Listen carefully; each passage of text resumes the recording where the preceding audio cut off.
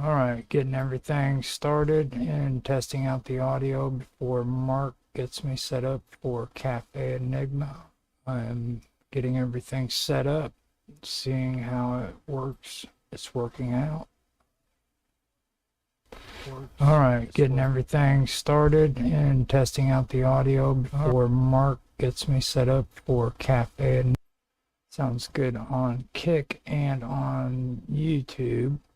Now I need to get everything set up. I'm going to do this one as a live stream. So it's going to be on live stream on the Wonderful World of Weirdness. And later on I can get a playlist set up specifically for Cafe Enigma. And with that being said, let me go ahead and see what's going on here on Twitch. Sounds good on Twitch. And now we have to hit refresh on Rumble. See what's going on there too. So far it sounds good on Rumble as well. And I guess I do have to go check DLive out. This is the part that annoys me the most, because sometimes it works and sometimes it doesn't. So let's find out.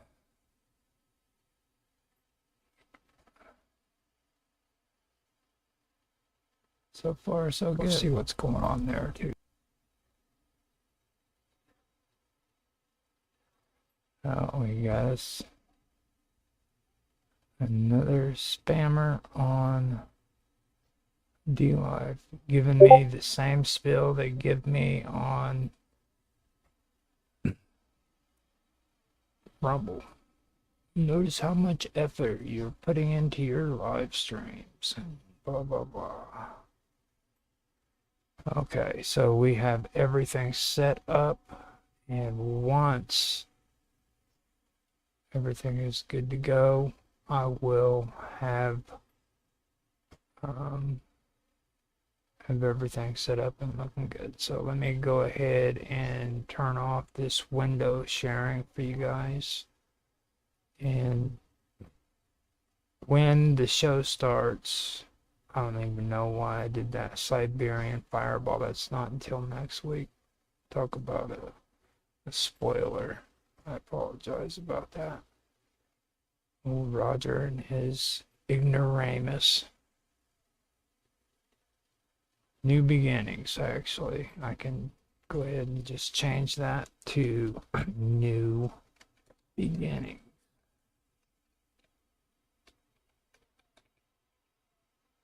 That is going to be the name of this episode. So there we go. We are up and ready to go. This is going to be streamed on Dragus Productions, hosted by me, Roger Hansen. This is Cafe Enigma radio show with Roger Hansen. New start, not new beginnings. Have to go in and straighten it out again. Boy, oh boy, Roger. New start. Hopefully I keep it all cool, calm, and collective, and we have a good show.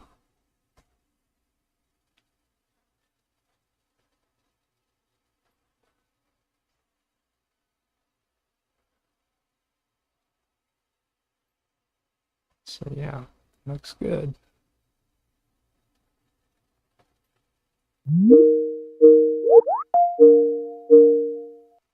Here we go. We are getting ready to go in. Hello. Hey, Roger, how you doing tonight? I got everything set up and ready to go. Yep, I'm kind of rolling along right now too. Had some issues with connections earlier, but yeah, I got it all worked out now. Okay. Yeah. I've got everything on my end straightened out, ready to go. So just Tell me where you want me to go, and I'm ready to do it. Yeah. You know, like I was saying earlier in chat, Mm-hmm. I'm going to what I'm going to do is I'll talk to you up until about 2 or 3 minutes before we head over to the main room. Okay. That way I can get that, we can get all settled in and set up there. And then once we do that, you'll have up until the first break is going to be, since we're going to not have a clip tonight, there wouldn't be a break in the first hour due to the clip. Okay. All right. Uh, Normally, but tonight, since it's meet and greet night, Yep. it's we are going to do a break at the 20-minute mark. Okay. So just keep an eye out for me on that. We can do that. I've actually incorporated that. I did a little bit of an outline for myself, so I incorporated. I didn't know the exact timing and everything, Yeah. but I have that to where I'm gonna have it right in front of me. You know what I mean? To where I can Yep. keep track. So MC Dirty Work in the YouTube channel. Hey, and he's probably over on D Live too. Do you need the link or do you have the link already? It's just me and Roger for this part, but we're good. Yeah, situated to add you in later on for when we start the group call. Let me know. I should have already given you that, I think, already. mhm. I also um I've met this cool dude, man, and we've been talking on Teams. Okay, I don't know if Sonia's told you about him, but his name's Jahan, and I I added haven't, I I added don't know anything about him. I added him to the Cafe Enigma too, and there's a chance he might be able to come in too. This is a pretty cool guy. I mean, Yeah. I've been talking to him for a couple Yeah. That's times. great because it's a whole new, outlook on the show and way we're going to do things. We are going to be on two of the internet stations tonight Okay. because I take and manage those stations, so I'm going to get those up and out for us. Okay. But before we take and get going here, let me do some stuff over here in OBS. Make sure we're all good. Okay. Do Roger Hanson. Uh-oh. No. Oh, Teams. That's the one. There we go. Gotta love team. And and take the standby banner out so that it's you and me there for now. And then I'll start up the next call at the top of the hour with the Caffeine Enigma group. Um, we'll do a countdown. I'll do countdowns just like I do with the other shows, and I know that you know Hmm. how that works. Yeah. So this should be a pretty good show for a start show. I'm really looking forward to it, and I'm hoping David can come in too tonight as Oh, that well. would be excellent. Yeah. That would be that. I mean, to be honest, man, I really miss having Yep. him talking as much as what he used to. It just that I think the show's losing more with him not talking rather than sitting in the back and not saying nothing.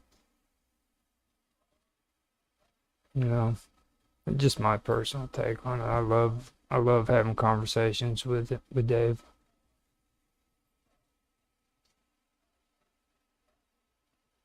Oh, is there something? Yeah, Nancy was asking if there's any other broadcast links besides that.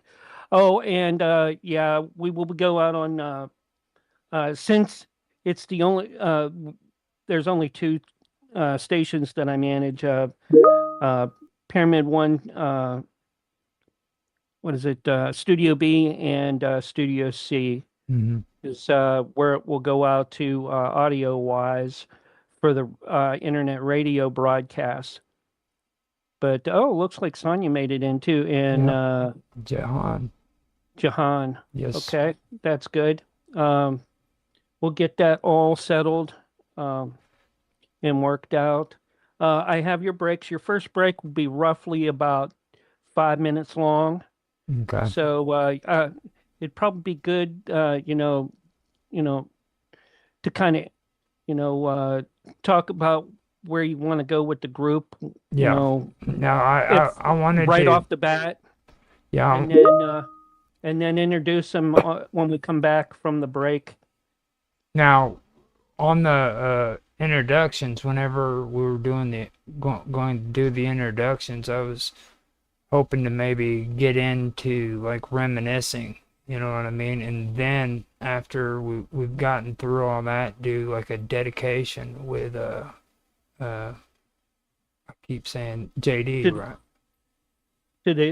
to my era and Yeah. the Nancy Oh yeah. Most reboot. yeah. And Nancy, I'm glad she's gonna be in there because freaking I was debating on that because I really wanted her to say some stuff too because I was able to listen to her archive Yeah. stuff. Well, she like I said, she was original member of the group. Hmm. It's pretty cool. JC Yeah, Johnson and too. David, well, we that's what we were talking about, David. We were talking about you. I know he's listening to us. You know, Yeah. yeah, David's a tool, man. He's everywhere. Oh, David, I hope you're going to be the time guy tonight. All right, Mhm. help him out with the time. The same breaks for times will be the same breaks for Nancy's show on Sunday nights, As a matter of fact, I if believe, basically. As a matter of fact, man, if he wants to come into the prep time, have him come in because freaking I'd love to have him right here with us. You know what I mean? Oh yeah. That way we can get Well, it. just go ahead and add him in then. You Okay. know, you can add him. Okay. I'm I'm still for some oh, Nancy says let's rock out. Yeah, Oh yeah. exactly. Hold on here, Nancy. I'm gonna try to bring back the video stream here on Telegram. I okay. So in the search thing, how do I pull him up to where he's in there? There it is. He okay, if all else fails, he might be under David Champ. You know Okay. that. Yeah. Dave Campion is what I got to type in Yeah, you'll there. see him in green. Okay. Yeah, he's it's David Campion. David Campion. He's in green. Yeah. He's got the shield, the white shield with DC on it. I just didn't realize how many Yeah, people Mayan I cow. I have on my thing, man. Oh, it's got us in a new conversation now. Yeah, Okay, so it says you're starting a new conversation. yeah, it will. That's Okay, fine. And then we'll go over there, and okay. it'll no, There we go. There we go. No, the one he's on, that's the one with his face and everything on it, right? It's not the one that's just an avatar, because no, it's the Avatar one. That's the one David's on right now. The you'll see the green dot by him. okay, let me go in and double check. Make sure I got the right one.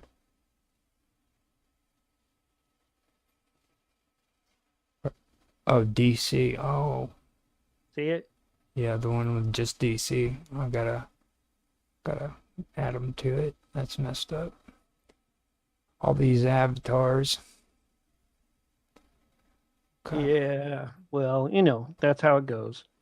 We got to pay our dues. That's what it's about. All these frustrating, aggravating Let me duties. see if I can add him in from here real quick. Might be easier for me. Probably would be. Yeah, because it doesn't have like a green. No, for some reason, I guess it it it didn't bring him up over here in our. But in the future, in the future, I will have a pre-show special for this. Okay, just to let everybody know, and it'll be pre-show, after show. We use the same one for the pre-show and as in the after show. Hmm.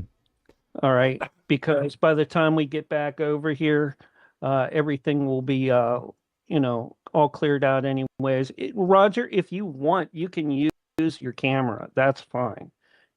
Yeah. Oops, I Yeah, I know. I made it. mean, I was kind of debating on that too. I didn't know if everybody could handle my sexiness and my beautiful Your petite. sexiness. You Oh know my it. God, You blow, get out of here, buddy. I blow them away with a sexy voice. You imagine what happened if you seen my face? Oh, he's there. He is in the room. So we got that. Dave's there. Okay, Go, Dave Capione. go, David. Go, Go, David. David. Go, David.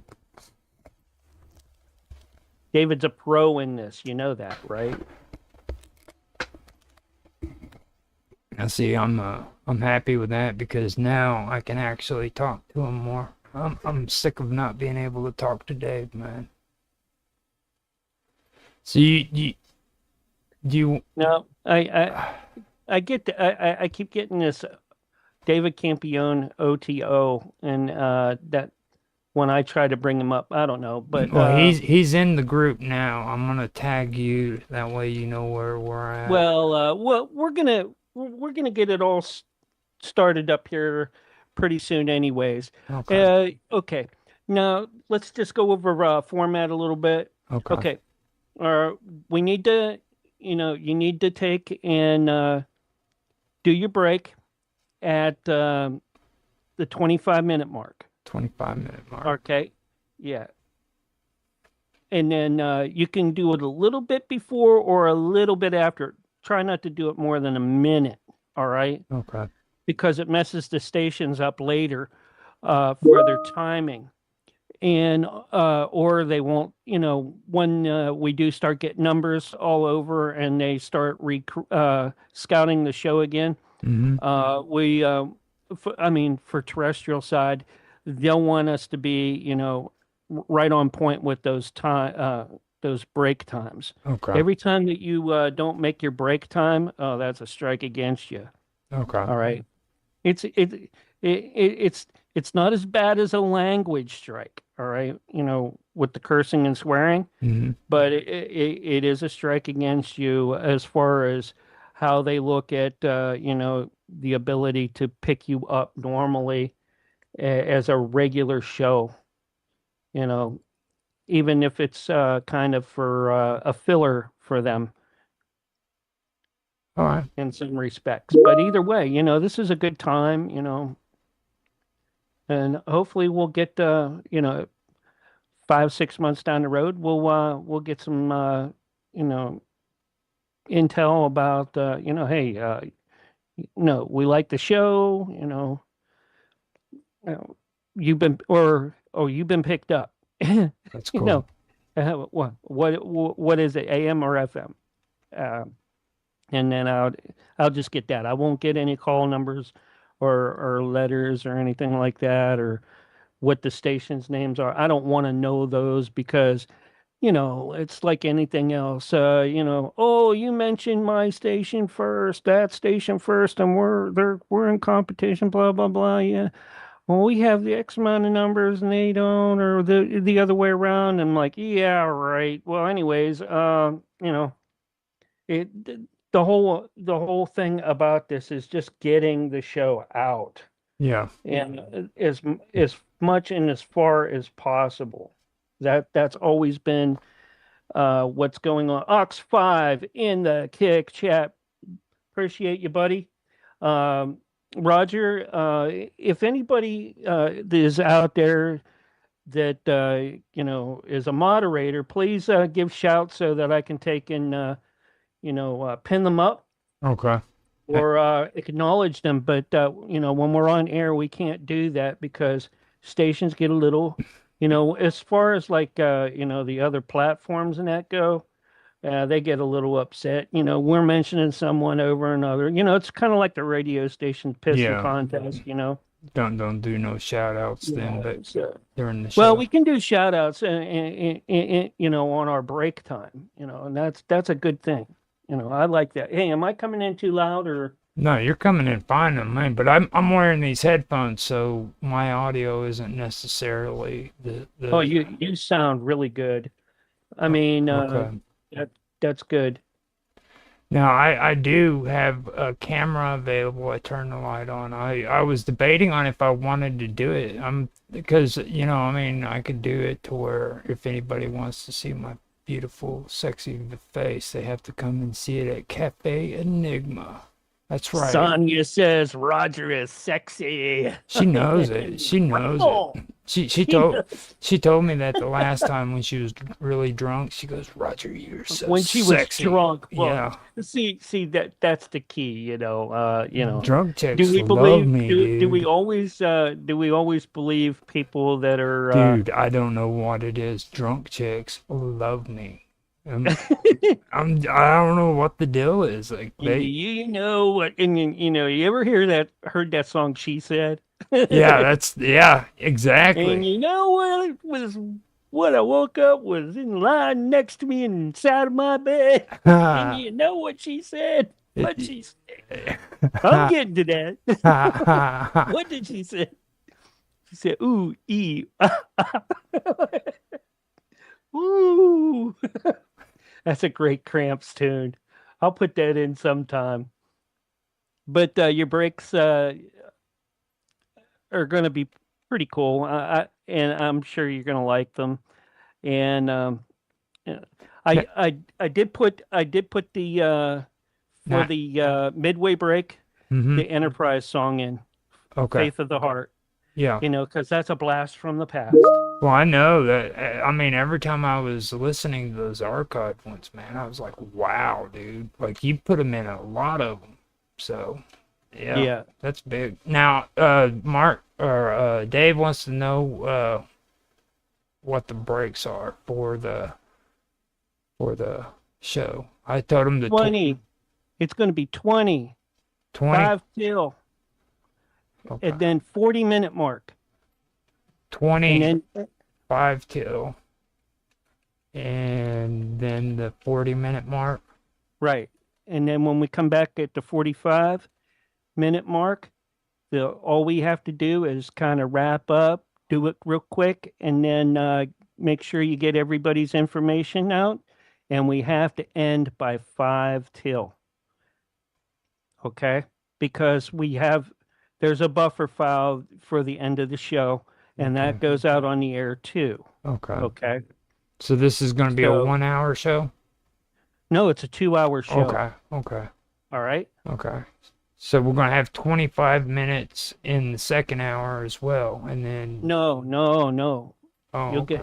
get you'll get 35 minutes, and then you have like another 12 when we come back from break. But the 12 when you come back from break will be a recap and get that information out. And the bigger your crew is tonight, the more time you'll need for that. Make sure everybody gives out everything that they can. Yeah. You know, Now, I've been noticing too that Nancy kind of gets into that whenever she starts hitting the 3 minute mark. but Nancy's been doing this for a lot longer than you. Well, I mean, I know that, Yeah, but like but it's yeah, and then she doesn't get everybody in always, but most of the time she does. yeah, And if Nancy, if you're listening, please drop Raph in too, because he's come in a bunch of times as well on Cafe Enigma in the past. I think that would be good. Um,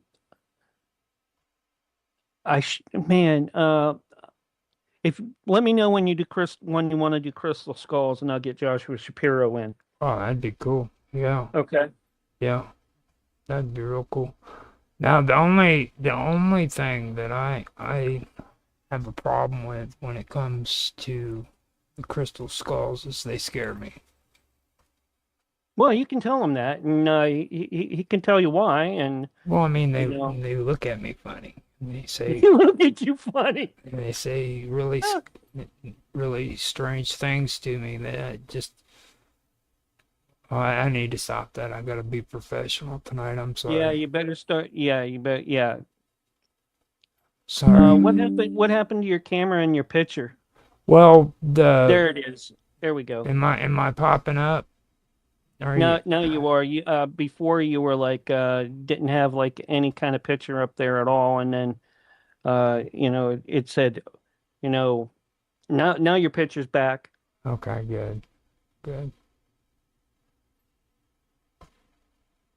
Now I have to put my face up there if I can. I don't know if it'll. You it's up there. I mean, if you want to, you can go into the camera and go down through and you'll see backgrounds, Hmm. and you can just put the background up, and that's kind of cool too. Yeah. Well, I could actually like just put my actual face on there, but uh, the whole the whole thing with my webcam is it's not really all that great, you know what I mean? So, Well, when I got mine, I got a cheapo, but hey, I'm an audio guy first, you know. hmm, exactly. That's the way I've always been, and it kind of messes everything up. All right. Man, big group over in well, not super big, but coming there. MC Dirty Work gave us a host over in D Live, and we got a bunch of folks over there, about 15 viewers in D Live already, and that's great. We're building up. We got about 12 to 14 in Kick here and there, and I'm sure that's going to grow as we go. Yeah. Especially, when Mark comes in there and starts flicking his hair around. Well, yeah, that's the clincher, dude. When we get freaking like a sexy British dude that comes in and starts flaunting his shit, we're on top, dude. Yeah, that's when you know that it's all going to hell, right? Yeah, it's like, but dude, I got him real good. I got him real good the other day. Freaking, we were talking politics, and he wanted to talk about Pill from England, and Okay. he thought I was going to be all rebellious and stuff, and I did like a switch on him, and by the end of the show, he didn't know what to think. He was Yeah. Mark's over in Rumble listening to us. He goes, me flicking and flaunting? he knows Yeah, it's true. yeah, guys. If I know our crew is really patient, and they're patiently waiting for me to connect with them. It's going to be another 5 minutes so that we don't run out of time for the breaks. All right, because with this, we only get like 1 hour on a session with this, and it sounds really crappy if you have to take and split it up in the middle of a show, especially when you're supposed to be live on the radio side. Hmm. So we're going to do this and make it sound as professional and great as possible. Yes, you flaunting, Mr. Edwardy. He is ready to. You can tell when he's fired up because that's when he starts talking crazy stuff. And I love it, especially I know Roger's not a big fan of it, but I love it when people drop emotes in my chats. So if you're there, please drop some emotes. Let us know you're there. And the topics might not always be your thing, but you might have a favorite person on the panel here come soon, or someone you really like. Drop those emotes and let us know that you're there and live, or at least watching to see if one of your favorite people come up with the topics. Right. Yeah. Now, with me, it's not that well, yeah, I guess I don't like them in a sense, but it's just I don't understand them. Like they have all these Yeah. weird looking little faces and stuff, and I guess they got like meanings that go with them and stuff. Yeah, they do. Yeah. Like, Meanings. I'm like, my Yeah. God, dude, seriously, give me a break. Now I I got, got some that I got some that say lurk. I got some that say, let's go. I got some that say, also, and hype. Let's get this show going, or thumbs up, like it, like what you're seeing, hearing. You know, that's uh, like it's something. they got It, code it, words too. it's really something that we don't get on the radio side, Mm-hmm. and it's an input uh, that lets us know that not only that you're there, but hey, you got some cool stuff. Maybe and I love to steal emotes too. Oh, Don't tell nobody. okay, okay. You can only find them Ha ha.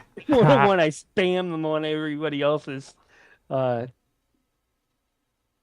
channels that I really like, because you know um, I might not like some of the cool um, well the games, but Mm-hmm. I do like the people and how the people present them, and there's lots of great folks out there that make even a game that I'm not even interested in entertaining, and you get that real quick with that. In about 2 minutes here, we're going to switch on over. Roger, are you Okay. all set and ready? Yeah, it looks like I am. I have not been able to fully understand how to handle this um camera thing. So I What hammer thing? no my camera. Oh, It's the camera. Don't worry about it. We got yeah. the you got your picture of your shiny bald head like mine up there, Mm, because baldness is a sure sign of wisdom, but mm-hmm. don't let Nancy tell you otherwise. Yeah, Okay. I All right. know. I know. She constantly tells me about that, about my bald head, like all the time. She's just really mean to me all the time. Nancy? Yeah, Oh no. she's a tough boss to freaking Yeah, on that cafe, not Cafe Enigma, but on that Vixen's vault, she's got the vault locked down at times. Yeah, yeah. and it's good. It's fun. She tells me that if I speak out of turn, she's going to hit me profusely again. For what? Yeah, she says she's going to hit me profusely across the Profusely. acro- Profusely. across the forehead and around the neck region. Oh, man. Well, at least she didn't say that she was going to take and clothesline you or cack you. No, But that anyways, was the last time. that was just the last time. Oh, Yeah, okay. that was the last time. Anyways, I'm gonna get us. We're pretty close now. Remember, we gotta. Hmm. I'll help you out and remind you on breaks. Hmm. All right. Okay. I'm gonna take in. Go ahead and hang up here, and I'm gonna switch us over, and we'll get on and start this new show. That's not so new, but with you and the rest of the crew. I'll see you over there, Roger. Okay. All right. All right. So let's do this. It's time for us to transition to the new call in. I'm going to keep Dragus's D Live open, that way we can hear. All right. I'm gonna make this call to the rest of the group. Roger, Mark, Nancy, Sonia, Vicky, David Campione, and I haven't seen Fine. Jason yet. Hey, how's it going? I'm good. All right. Hey, Vicky, Vicky. Hey, there's Mark. Dave. Hey, Roger. Hey. Hey, Hey, Roger. Vicky. Hey, Mark. Hey, Hey, Mark. Roger. Hey. Roger, this is Hi. really great. You got all new people on here. Yeah, isn't it? Ah, yeah. We are on Fall 2.0, fire, huh? man. We are That's on right. fire. This Oh, is boy. this is There's excellent. Mark Airworthy. How you doing, Mark? All right. Everybody sound levels are good. yeah, I'm gonna get. I'm gonna start the buffer file, and we're gonna get this rolling. All Okay. right. Oh, here's Sonia. Sonia's in. Yep. Cool. Yeah. There we go. See, we got all of them. We got the veterans in here too. All right. Hello. Roger, if you're all set, I'm gonna get you rolling. I'm gonna slide you in. You're gonna have 30 seconds as of this moment to start us out and get us going. All right. Okay. Just let me know. I'm trying to get Jason. I'll keep trying to get Jason in with us Okay. as we cool. go. And I did have my camera set up. I don't know if I can get it started or not. Okay. Here's your countdown, Roger. All right. Don't go too far with that. All right. Okay. 5, 4, 3, 2, 1. And Roger, you are live and on the radio side right now. Hello, everyone, and welcome to Cafe Enigma, where mysteries linger at the edge of science and imagination. Tonight, we're celebrating the opening once again of Cafe Enigma. We will start the first episode without a topic. This is a time to reunite, reflect on past episodes of Cafe Enigma, and share experiences as well as meet new people to the show and get to know them too. So with that being said, we first have to take a look and understand Cafe Enigma. We have to look at its history and listen to people's stories and experiences to previous shows. And what was it like before on Cafe Enigma. So with that being said, I'm going to get into introducing our panel for tonight. Tonight we have with us, starting out, Sonia Galactic, or Galactec, not Galactic, Galactec with an E, T-E-C instead of T-I-C. As well as her, we have Nancy Planeta from the Vixen's Vault, as well as David Capione. And hello. And we also have Vicky Voss, who is Hello. here with us. And we have a newcomer to the show, which is Jahan Satur. Welcome to the show, Jahan. And with that being said, I am wanting to open this up to the panel members so that we can have them give a little bit of background about themselves. Now, with that, so who first would like to do it? I really don't like the idea of having to pick somebody. Who would like to go first and give a little bit of background about themselves? I I'll suppose go. I suppose I'll go first. Okay. The reason why I'll go first is because I created Cafe Enigma originally, and it ran for about 10 and a half years under my my tutelage. As I created it, I produced it, I hosted it, well, moderated it, and I don't like the word host for the show that I did. It's more of a moderator, kind of like just kind of steering the topics. and we had a lot of different topics. But before I even started the show, I took about a year and a half to figure out how to make this show and what I needed to do to create a show that was going to be legacy and get me places and meet and talk to interesting people about interesting and not so always how would you call it, common topics of the time or the day. Some of the topics were fringe. In fact, a lot of them were. So that's kind of how Cafe Enigma started. I looked at shows like, let's see, 60 Minutes. I looked at shows like the Lear Report on PBS and what was it, Meet the Press. And I said, a group of people with different ideas from different places and different specialties. What better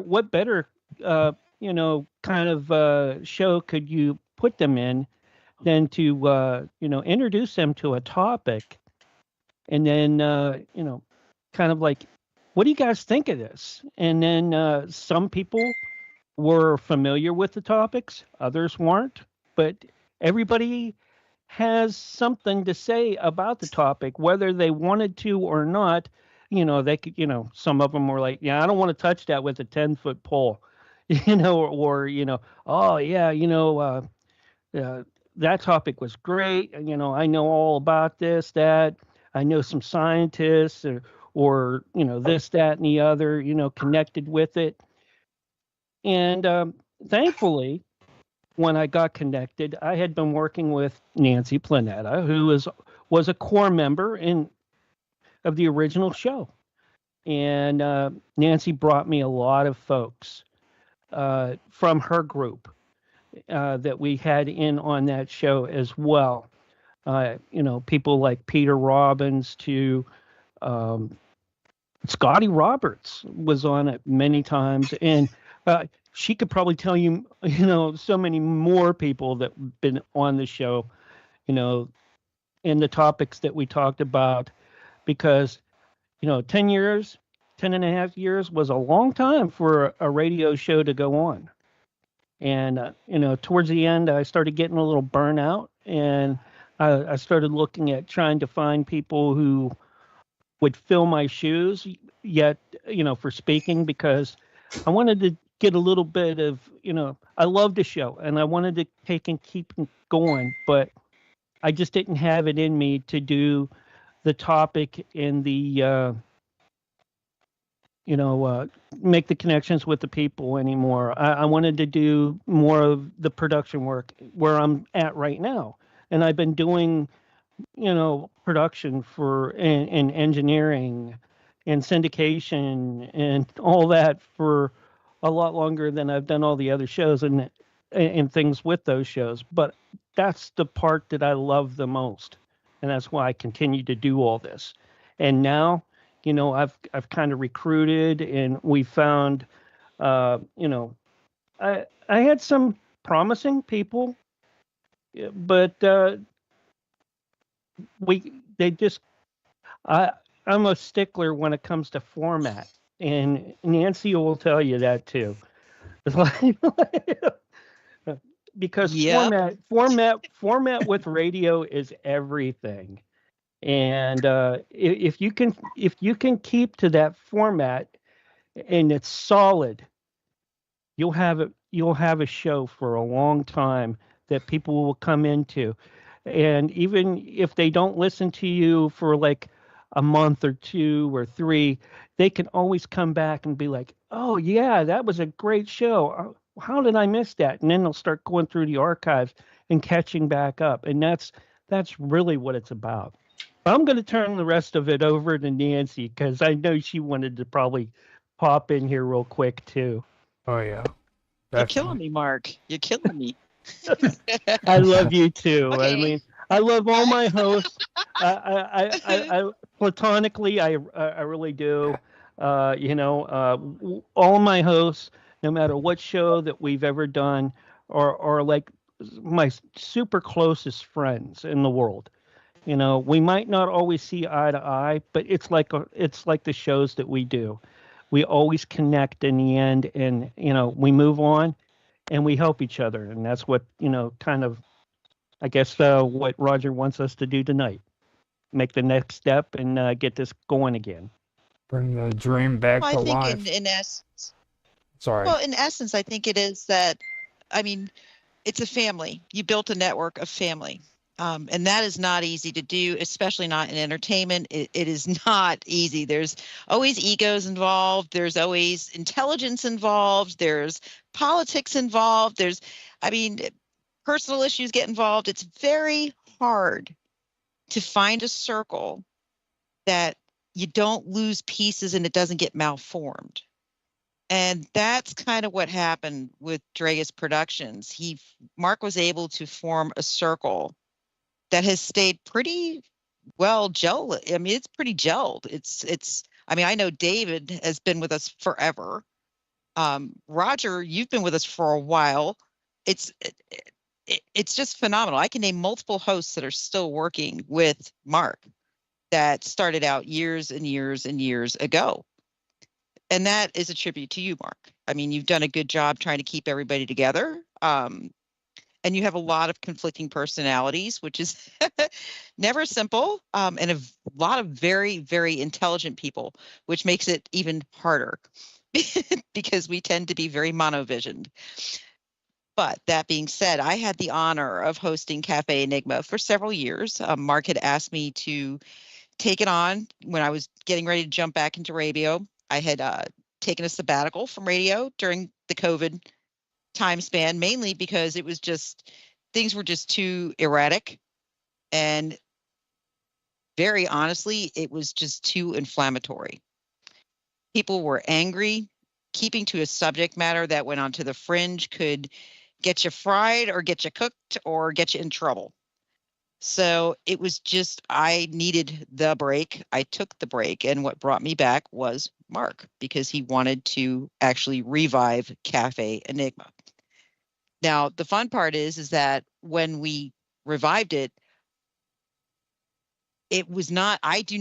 my format for my show, because I've had the Vixen's Vault for over 20 years, which is the show that is on Dragus Networks. That format differs from the way Cafe Enigma was run. And I had a co-host with me, and it was very hard to try to keep to what Mark wanted. Sadly, very hard. And I will take fault in that too, because again, hosts are hosts are hosts. We have our own styles. We have our own ways of doing things. And I can tell you, even on the Vault, it's funny as heck, because pretty much all the players you're seeing or listening to here are also on the Vixen's Vault as part of my panel. And we can start with a subject. I mean, I actually had an agenda last week. I am not joking. I worked on an agenda for my show to try to keep it circled to where I needed it. And nope, we were off in 5,000 different directions. But that actually it makes it kind of the allure to the show. I know I've talked to friends of mine who listen to it after the fact and say, it's one of the most interesting shows because you've got so many different opinions. And Roger, I got to tell you, it's hysterical because your name gets brought up quite a bit, because you're like that voice out of nowhere that comes up with something that's like completely outside the box. And my reaction to it usually cracks everybody up because you never faze me. You couldn't faze me if you wanted to. You give me a lot of really great punchlines. We'll put it that way. It's lots of fun. But again, the idea of Cafe Enigma was to create, it was to stir people's creativity, I think, in many ways. It was to get people to go a little bit outside the box, to let their imagination free a little bit. And I commend Mark for that, because that, again, is not an easy thing to do with any type of radio, even television outlet. It is not easy to do. And it's definitely not easy to do for over a decade. Truly, it's not. With that being said, I cannot think of a better person to host the new rebooted Cafe Enigma than Roger. I mean, Roger Hansen, I've known him quite a bit now. He's always thoroughly enjoyable to have on my show, even though he doesn't think so sometimes. He's brilliant. And he is probably one of the most innovative thinkers I've ever met. Honest to God, he will surprise y'all. I know he sounds real casual and calm, but trust me, you get him into a subject and he will go 90 miles deep before you could even blink your eyes. I mean, he's all the way back in, pre-Babylonian time periods, naming off gods, goddesses, and ether and everything else while you're going, what? Wait, when do we go there? Hold on, wait. So again, perfect for this genre, perfect for this show. And I'm honored to be on this panel tonight. Truly honored to have been asked to be here. Okay, so now we have to pick between David Capione and Rafael Martinez. Which one of you two want to go first so that we can kind of get a little bit of information from you guys? Go ahead, Rafi. Dave, you go first. Okay. Okay. My name's David Campione. I got involved with Cafe Enigma, I don't know, 9 years ago. I put out a UFO manual that my father was involved with. I grew up about the flying saucers and UFOs, that's what I'm calling it, or spacecraft, and ET, extraterrestrial spacecraft. I don't care what the government says. They're not UAPs or nothing. They are unidentified. Most of them are. Some of them are identified. And anyway, when I put out the manual, I was on LinkedIn and I was promoting it. And I would scroll down. I don't know if anybody has been on LinkedIn, and I was just looking for radio shows or anything new that would accept my information that I have, and plus my book. And Mark Wachashek, he said, "Well, come on at Cafe Enigma."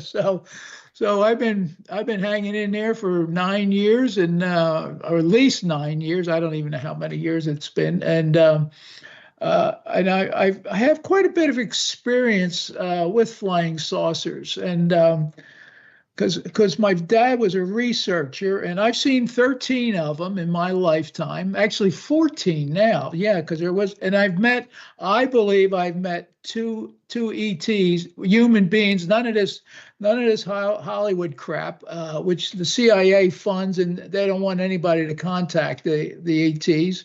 So because they want to control us, they want to control everything, all our thoughts and all our visual information.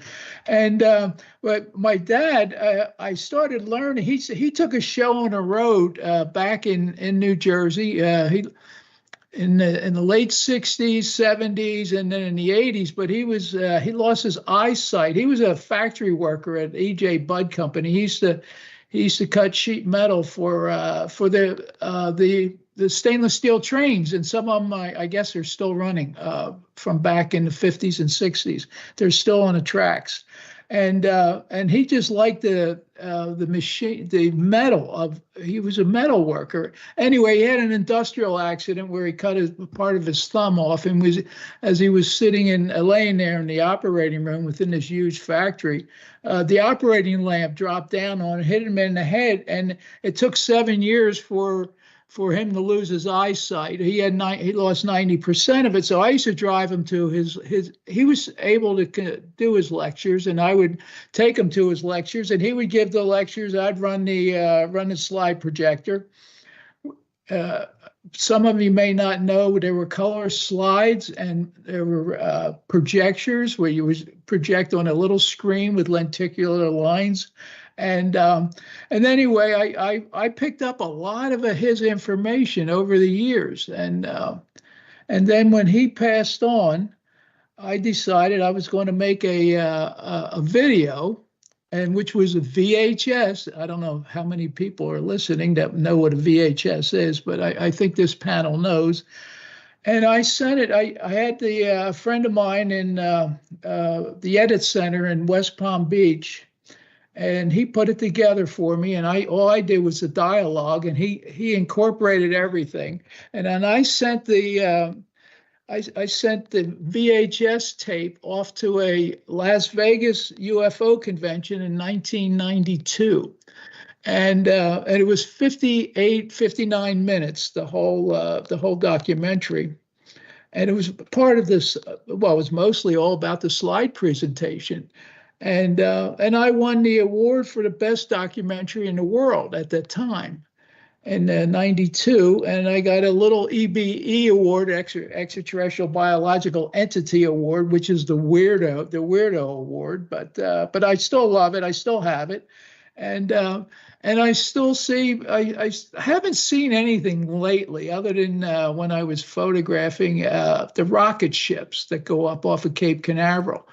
And it was the SpaceX, the first one, the SpaceX, right after, it was a few days after, and Nancy knows because they watch them, and Rafi.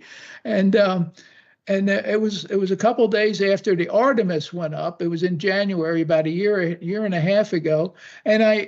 And then when I was photographing, I have long lenses because I do a lot of wildlife photography. And then when I put it on my computer, and I said, well, why is there a star in there? I mean, I've never recorded stars, and it was motionless because everything moves. I mean, you need an equatorial mount to really get good astronomical stars. So I kept on enlarging it, and it looks like it flying.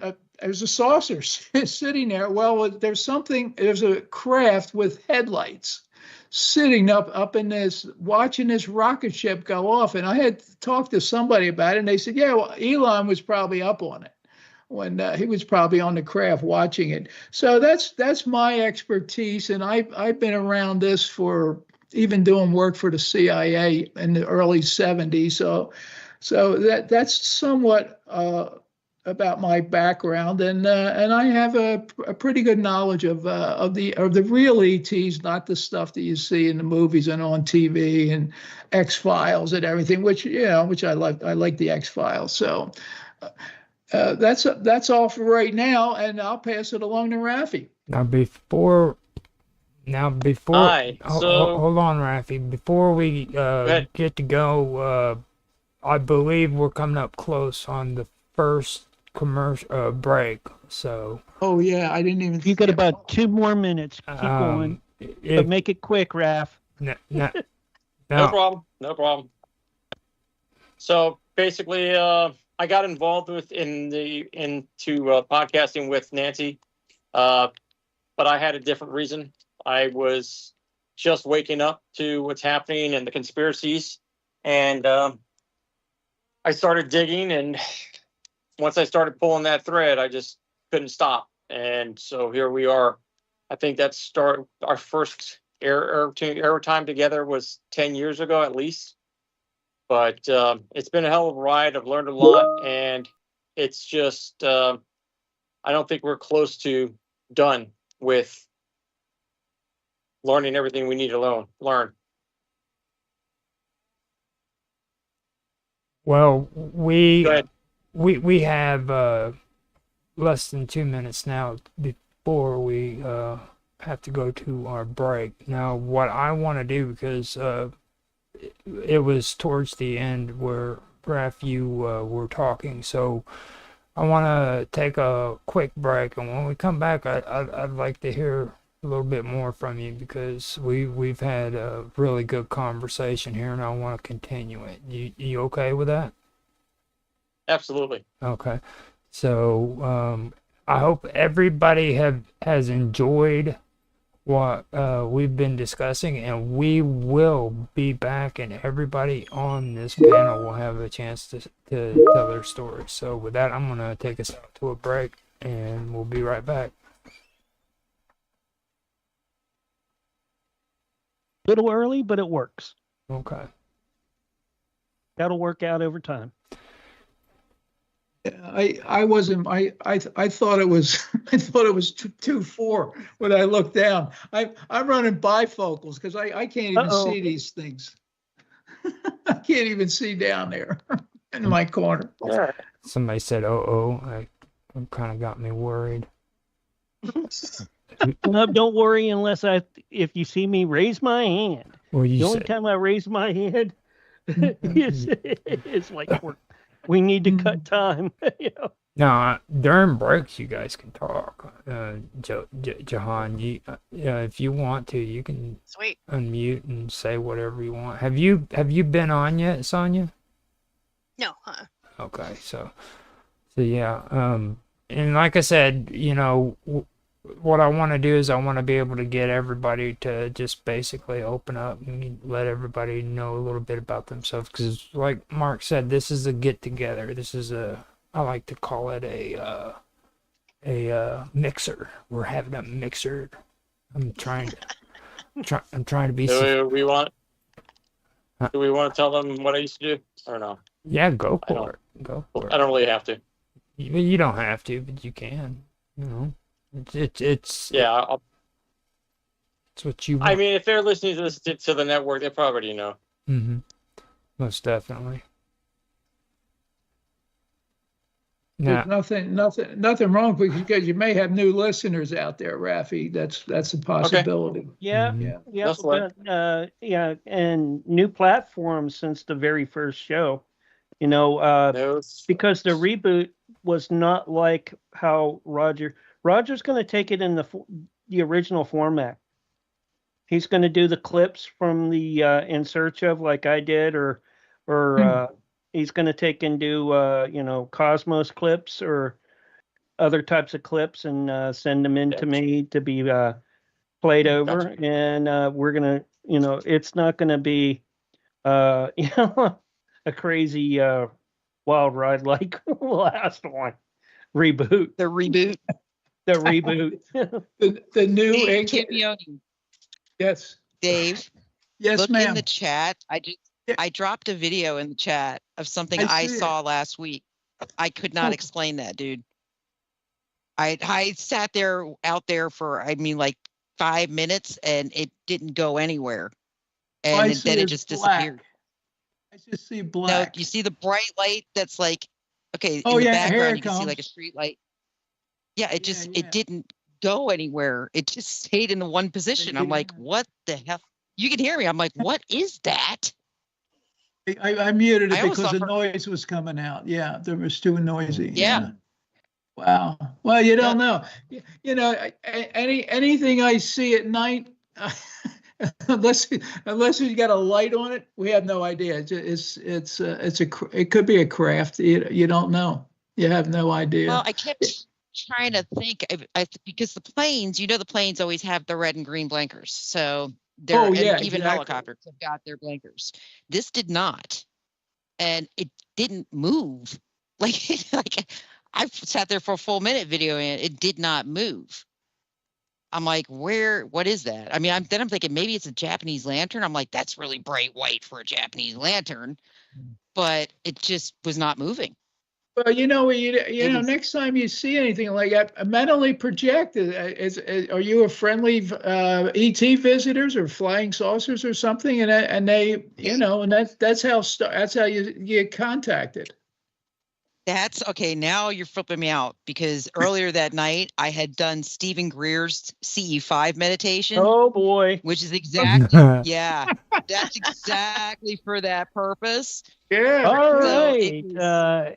Sorry, 3, 2, 1, and we're back. hello everybody, and welcome back to Cafe Enigma, where we will be discussing its history and how we're going to go when it comes to moving forward with this series in the future. Now, right now, well, before we went to break, we were talking to the panel members and getting to know a little bit about their background, and a little bit about the history of Cafe Enigma and things of that nature. And we made it around to Rafael Martinez. Now we have Rafael and we have Sonia Galactic, as well as Mark Edworthy and Jahan Satir, who have yet to be able to talk. So we're going to continue this and let everybody kind of give a little bit about their background, starting with Raphael, because he needs to say more. That's all I got to say about it. So with that, I'm handing it over to the panel, and I am shutting my mouth, believe it or not, because I'm cool like that. No, he is cool. But Vicky, but too, going back to sorry. my background, I'm sorry. Yeah, going back to my background. I mean, I come from a government background. I started out in the Marines and then went federal law enforcement a couple of years after that. I was there as started out in Border Patrol, went to INS, Air Marshals, and then U.S. Customs Service.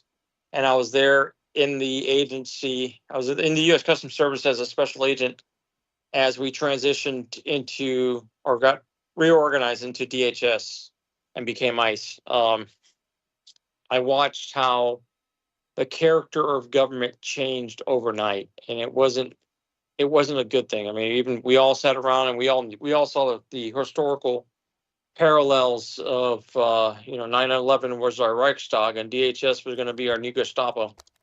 And so I come from it that side of it. I read the Patriot Act. I know that I even told my family it was the beginning and the end of this country when I first read it, and I'm still coming from that viewpoint. But the more I found out, the more I couldn't deny it. I mean, it's not conspiracy theory; it's conspiracy fact.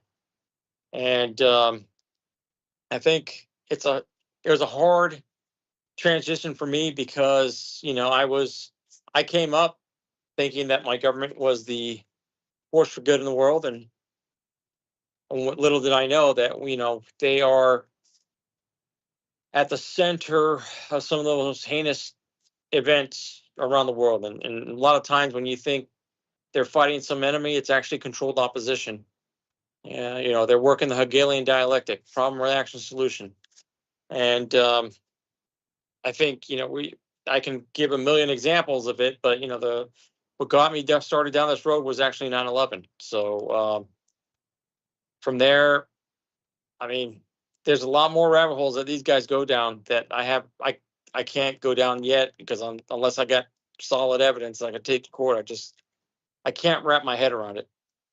It feels right, but it doesn't mean that I can prove it. So that's where I come from. That's how I view things, and hopefully I bring something to the table. You're definitely going to bring things to the table, so I guarantee that. I've had plenty enough conversations with you. So, Thank you.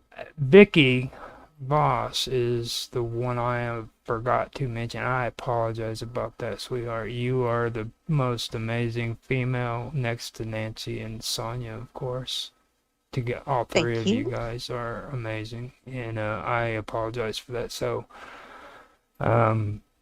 with that being said, I'm gonna get you to talk a little bit and tell everybody next what a little bit about yourself, okay? And I do Okay, apologize.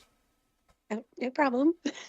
Um, my name is Victoria Vast, and I met Nancy on Telegram. She was very kind to me, and she answered questions that I had, particularly about EMF protection. I was asking for a soldier that was having problems, and she took the time to answer. And actually, I think we talked by phone, and she answered.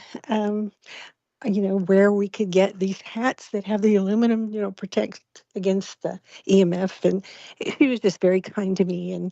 And so we started being friends there. This is back in, 2021, I believe. Yep. It was end of Yes. 2020 going into 2021. Yep. Yes.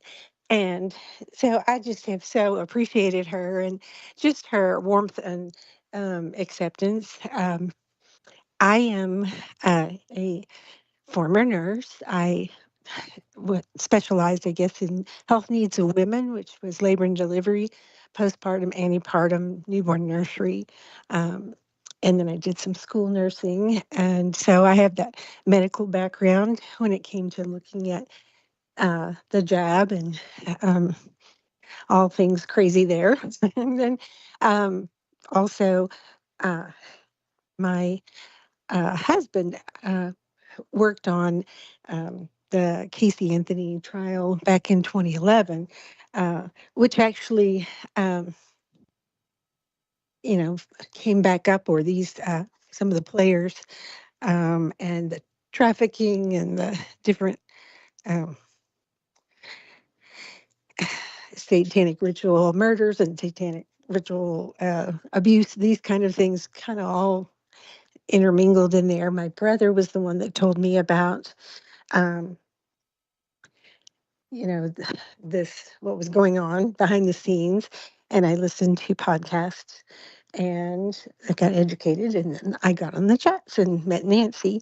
I am probably the odd person out because I'm an evangelical Christian. That means I was saved when I was 6 years old.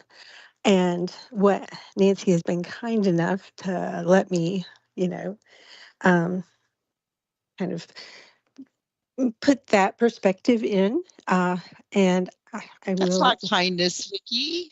That is not Well, kindness. That is respect for who you are, because well, we're not our religions. We're who we are, and you're a beautiful person, and you have a message. So, heck yeah, and have at well, it. thank you. Well, um, I had been listening to Dr. Michael Heiser because I'd been following prophecy and biblical prophecy, and then Michael Heiser's work. And he likes to bring the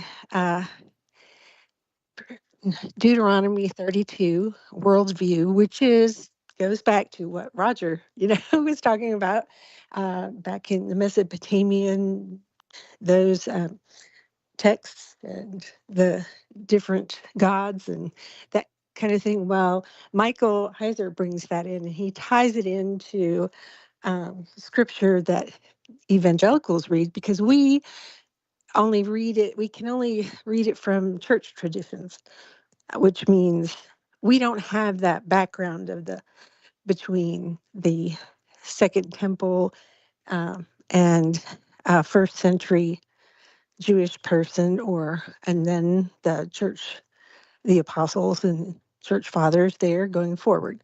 So he, through all of his work, explains it so that we don't freak out when we hear supernatural things.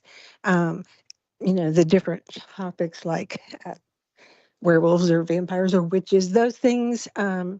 He explains. He loved to do ancient aliens. He was on Pagan podcast because he has the ability to get on that same footing of where those people are, because he can actually read those Mesopotamian texts, the Dead Sea Scrolls, because that was one of his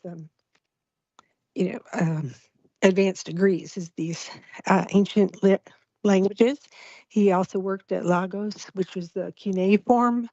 If you want to read the Mesopotamian text and the Gilgamesh story in the original text, you can go to Logos and read it. It's already been, worked out the software so that you can understand it. So, and then but he still has the evangelical. Uh, he understands. He gives it to, regular church people, like I think a lot of America is probably Protestant. Not everybody, but I mean, um, but otherwise, I think that with the supernatural things coming out, AI, aliens, all of those things, the poor people like myself would really be in a world of hurt if we didn't kind of get on that same footing and say, no, this isn't weird. This is going back to that era. And what goes around comes around. I just appreciate Nancy allowing me to come and hulk out, as Rogers, Hmm. and put in my uh, point of view, 2 cents from a evangelical church perspective, which is trying to add to the bigger picture. I'm not trying to proselytize or anything like that. I'm just trying to round out the bigger picture. So I've talked too much, but thank you. Oh, thank you. And with that, I mean, it's between Mark and Sonia Galactic. And Oh, whoa, Jahan. whoa Now, there, Roger. Guess who came in? We Who- got Jason Quigley, Did- MC Dirty Work with us too now. Did he make it? Yeah, he made it in. Okay, good. Now we have Jason here too. But we do have a new guy in the room, so if it's okay with you guys, do you mind if we open it up and let him kind of introduce himself so that we can get to know him too? It's Jahan Satir. What do you guys think? Yeah, for sure. Okay. Yeah, sure. Let him in. Go ahead, Jahan. Let us know a little bit about you and everything. Get to know you a little bit better. Hey, thanks, Roger. So I'm a career musician who turned into a hypnotherapist purely, I guess, by accident. I had a lot of experiences in the music industry from very young. I'm talking 16, 17 years old with weird investors and contracts and stuff that didn't turn out too right. And I think I turned a blind eye to a lot of the more dark and obviously ritualistic type behaviors that I saw because I didn't want to believe that the thing that had been my dream since I was a small child was leading me down a dark path. So eventually, about 2010, I got a really big contract to sign, and I'm sitting in my lawyer's office, and he kind of had a really sad look on his face, and he took all the contract stuff and he opened it up in front of me, and he had a big red pen, and he showed me all the different clauses and stuff where I was gonna sign away my likeness and basically be a slave to the system for the rest of my life and probably never going to be able to get out of it. And I was just in disbelief. And he more or less said to me, you know, you're a really good person and this kind of life is not for you. I know that you love music, but you're just not that guy. And I was like, what are you talking about? And he just turned around and took out his computer and he showed me a video of something to do with like the dark satanic music industry. And he was like, this is not a joke and this is not a conspiracy theory. And he more or less just said to me, I send people to the slaughter all the time, but I can't do it to you because this is just not what you're meant for.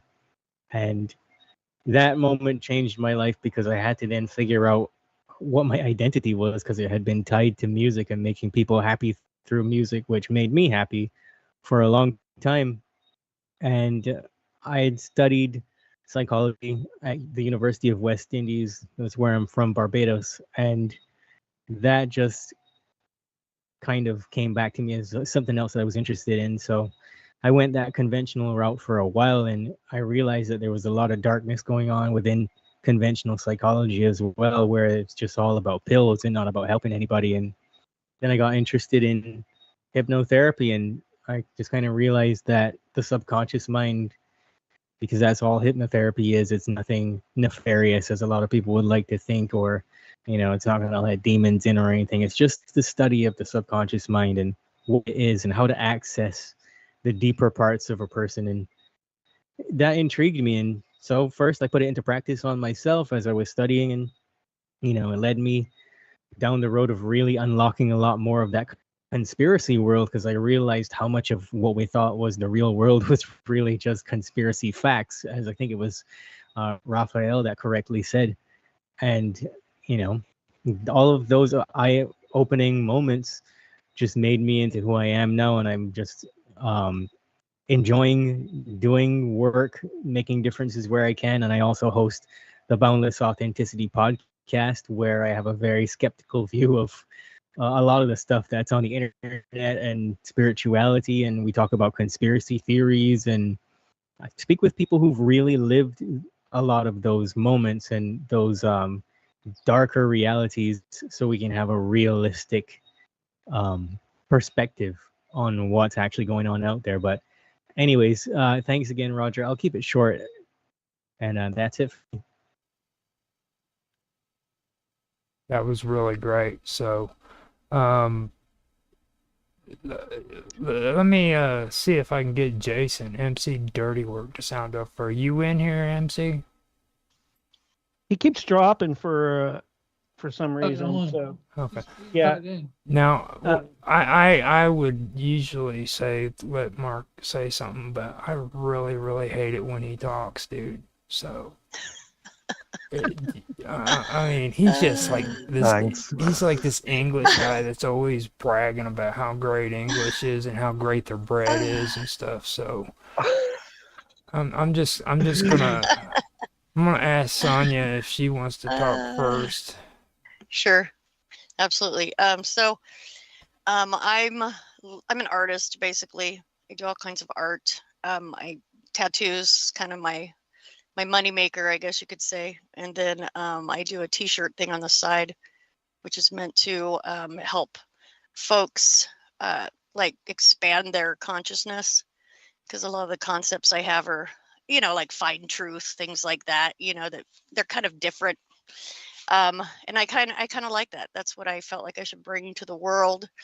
And and then I just kind of got involved with doing podcasting a little bit.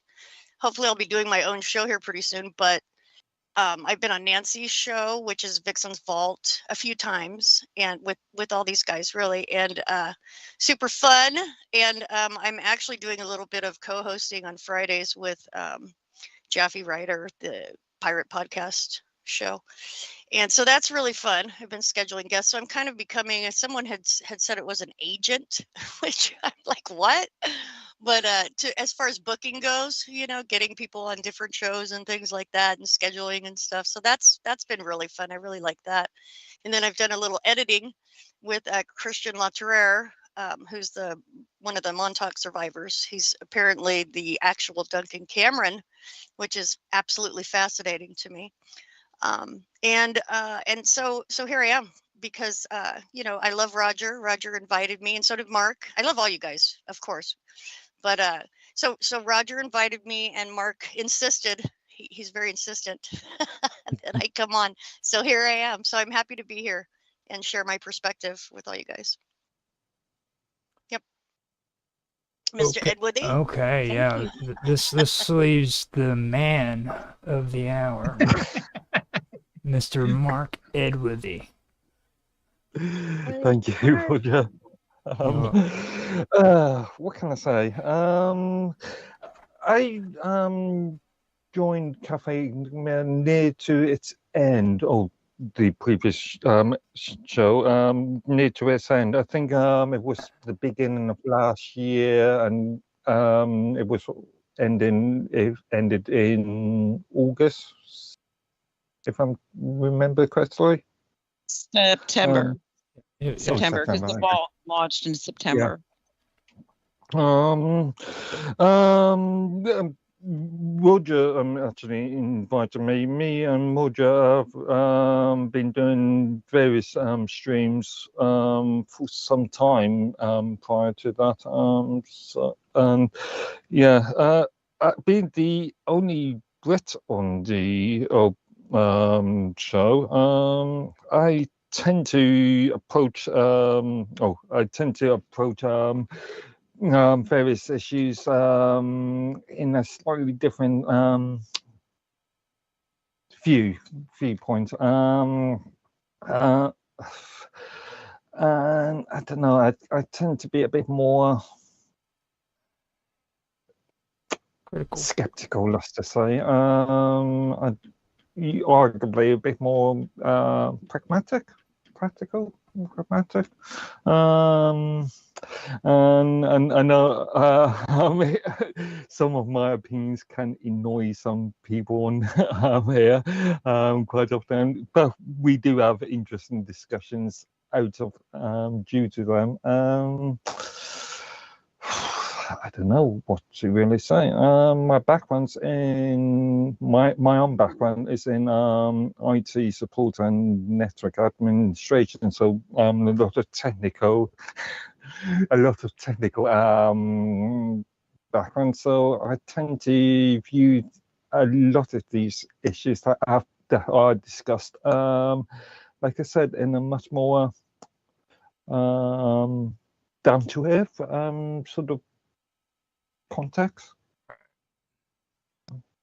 And just so everybody knows too, I want to set the record straight with me and Mark. Mark is probably the coolest dude I know since I've started doing streaming. Me and him have been through thick and thin, so when I antagonize him, it's only because it's fun to do, and I will take every chance I get to just get a pot shot in on him, okay? Because there's nothing better than hanging out with Mark. And to be fair to both of us, I think we've been working together for what, at least twice a week, if not 3 times a week, for the last two and a half years, maybe even 3 now. It's been a while. Yeah. So yeah, I noticed that Jason never came in. Did he ever make it in?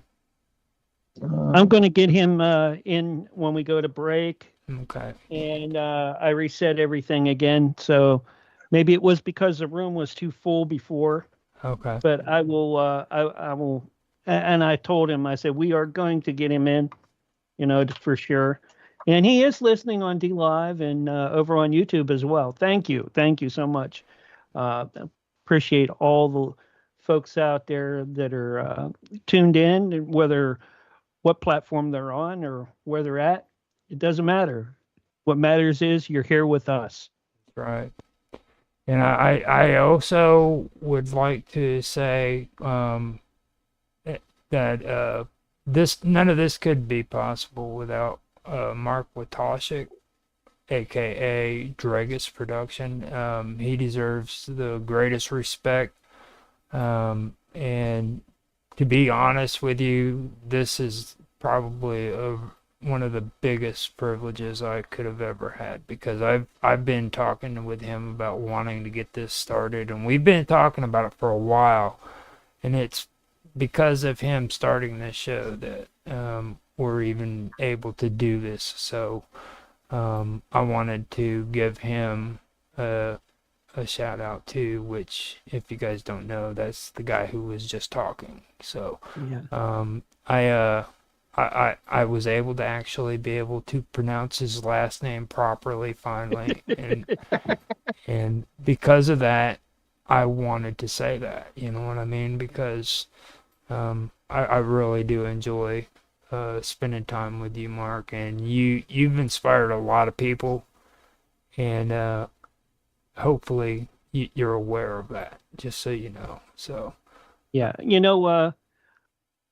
I wasn't going to take and bring the show back. I told Nancy when we did the reboot, in that if this isn't going to work, I'm never going to do this again. That the show had its heyday, and that's it. I'm never going to bring it back again. And Nancy, you remember me saying that? I do. In fact, it was funny because I know you really well, Mark. I've known you a very long time, and I have worked with you for a very long time. Yeah, and I knew you were going to end up rebooting it. I knew it because it's your baby. Yeah. That's the thing. When you talk about Cafe Enigma, you get this nostalgia in your voice. And that type of, I guess you could say, energy doesn't die. So Cafe Enigma, just because of you, could never die. I knew you were going to end up rebooting it. I knew that was going to happen because it was something that made you happy. It was something that gave you great pleasure, and you felt very satisfied with it. And that's very important for everybody. So I am delighted you brought it back. I think it's wonderful, and I told you I am over the hills ecstatic that you've got Roger hosting it, because I think he's a perfect fit. I think I'm a little bit too dynamic. I'm a little bit, I will deep dive into conspiracies. I will deep dive into anything and just let her rip. And that is not what Cafe Enigma is. So, yeah, I think perfect. perfect choice, perfect timing, but I always knew you were going to bring it back. You said never. I can't tell you how many times, and you always come back around again. Yeah, I see you. I see you. I know you very well. Yeah. Well, you know, it was, I had done other shows before that, but this show, the original Cafe Enigma, was the longest running show that I ever done on my own. And it gave me a lot of, you know, Satisfaction. pride, Yeah. satisfaction, and love. And you know, believe me, you know, the love doesn't, you know, it's not just from the satisfaction of getting it up and out, but it's also, you know, the fact that there was always great people on the panel, always.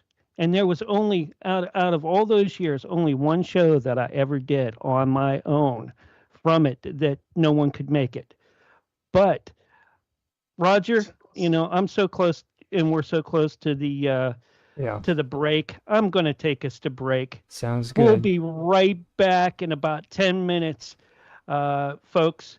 So if you're out there in Radio Land listening to us, you'll hear some great break stuff. But we're going on break right now. We'll be right back after this.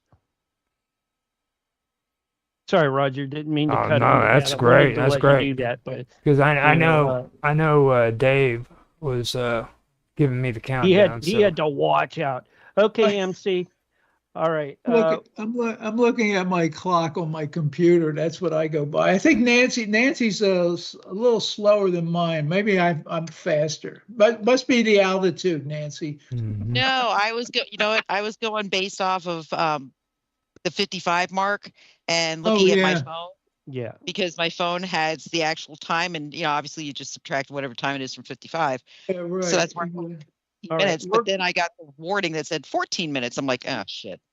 Yeah, I got that too, and we're probably going to be cut off here real shortly. So what I'm going to do is I'm going to end this call, and I'm going to try to bring Jason in with us when we come back. All right. Sounds So good. we're gonna leave this just then, right? give me no. I'm going to end the call completely, and don't leave. You know, because that takes you out of the chats. Yeah. So just hang up. Okay. Folks, we'll be right back. The crew back together again. All right.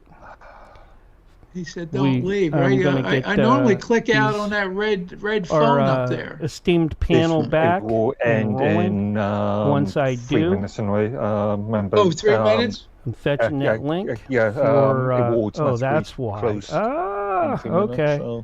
So, once that's happened, all right. Sorry, Jason. I didn't know that you should that was give us a call blocked. back. So we don't hang up, I guess? No, You can. You can hang up, but don't leave. Nancy's typing something in there. She's getting. Yeah. Well, she already left. Nancy left. So Rafi's still here.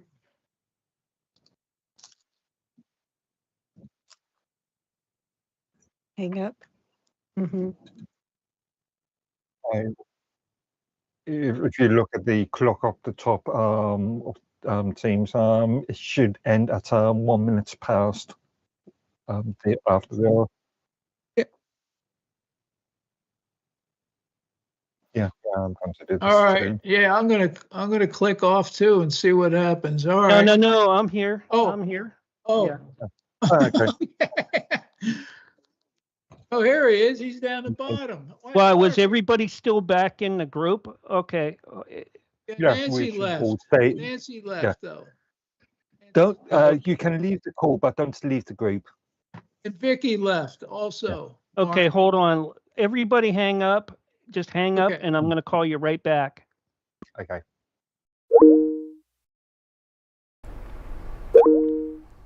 2, 3, 4, 5.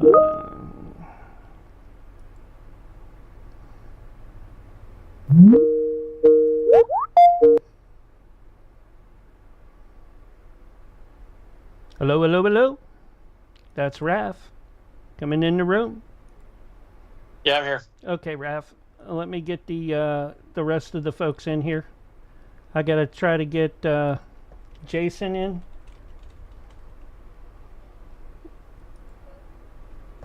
Here we go. I'm calling him. Calling Roger. Calling Mark. Calling Nancy. Check one. There you go. Uh-oh, what?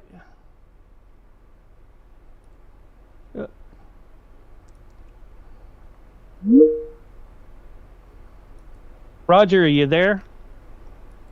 Hold on. Let me Roger, get the are you rest there? of the group. So, did you try to call?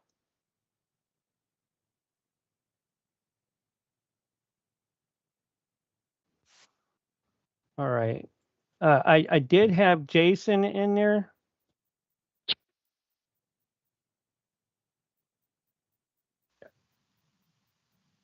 Yeah. Who? Where is Mark? I'm right here. Oh, there you are. You're not showing for some reason. Yeah, well. Oh, there you are. Oh, that's Okay. why. Yeah. Okay. Is everybody here now? I think I'm having a weird thing. David Campione, got to get him in here, and Jason. I told Jason, trying to get Jason in here.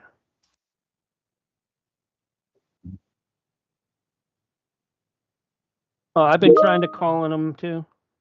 Jason keeps hanging up for some reason over here. I don't.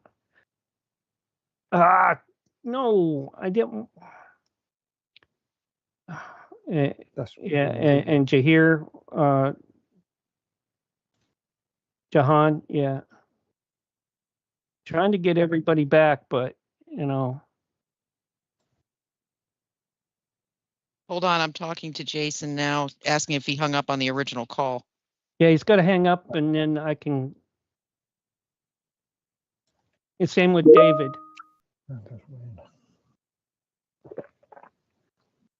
Because it keeps bouncing him out.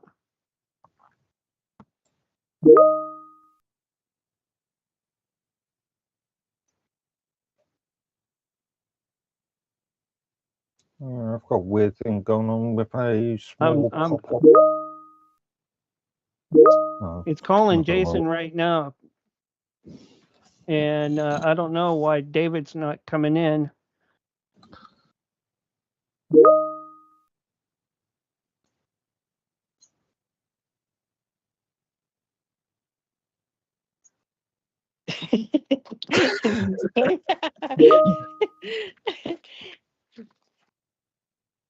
Not today, Satan, huh? It is not. It is not letting me bring in David at all, or Jason now. Hang up, everybody, and let me try this again. I do mean hang up. You know? Okay. All right.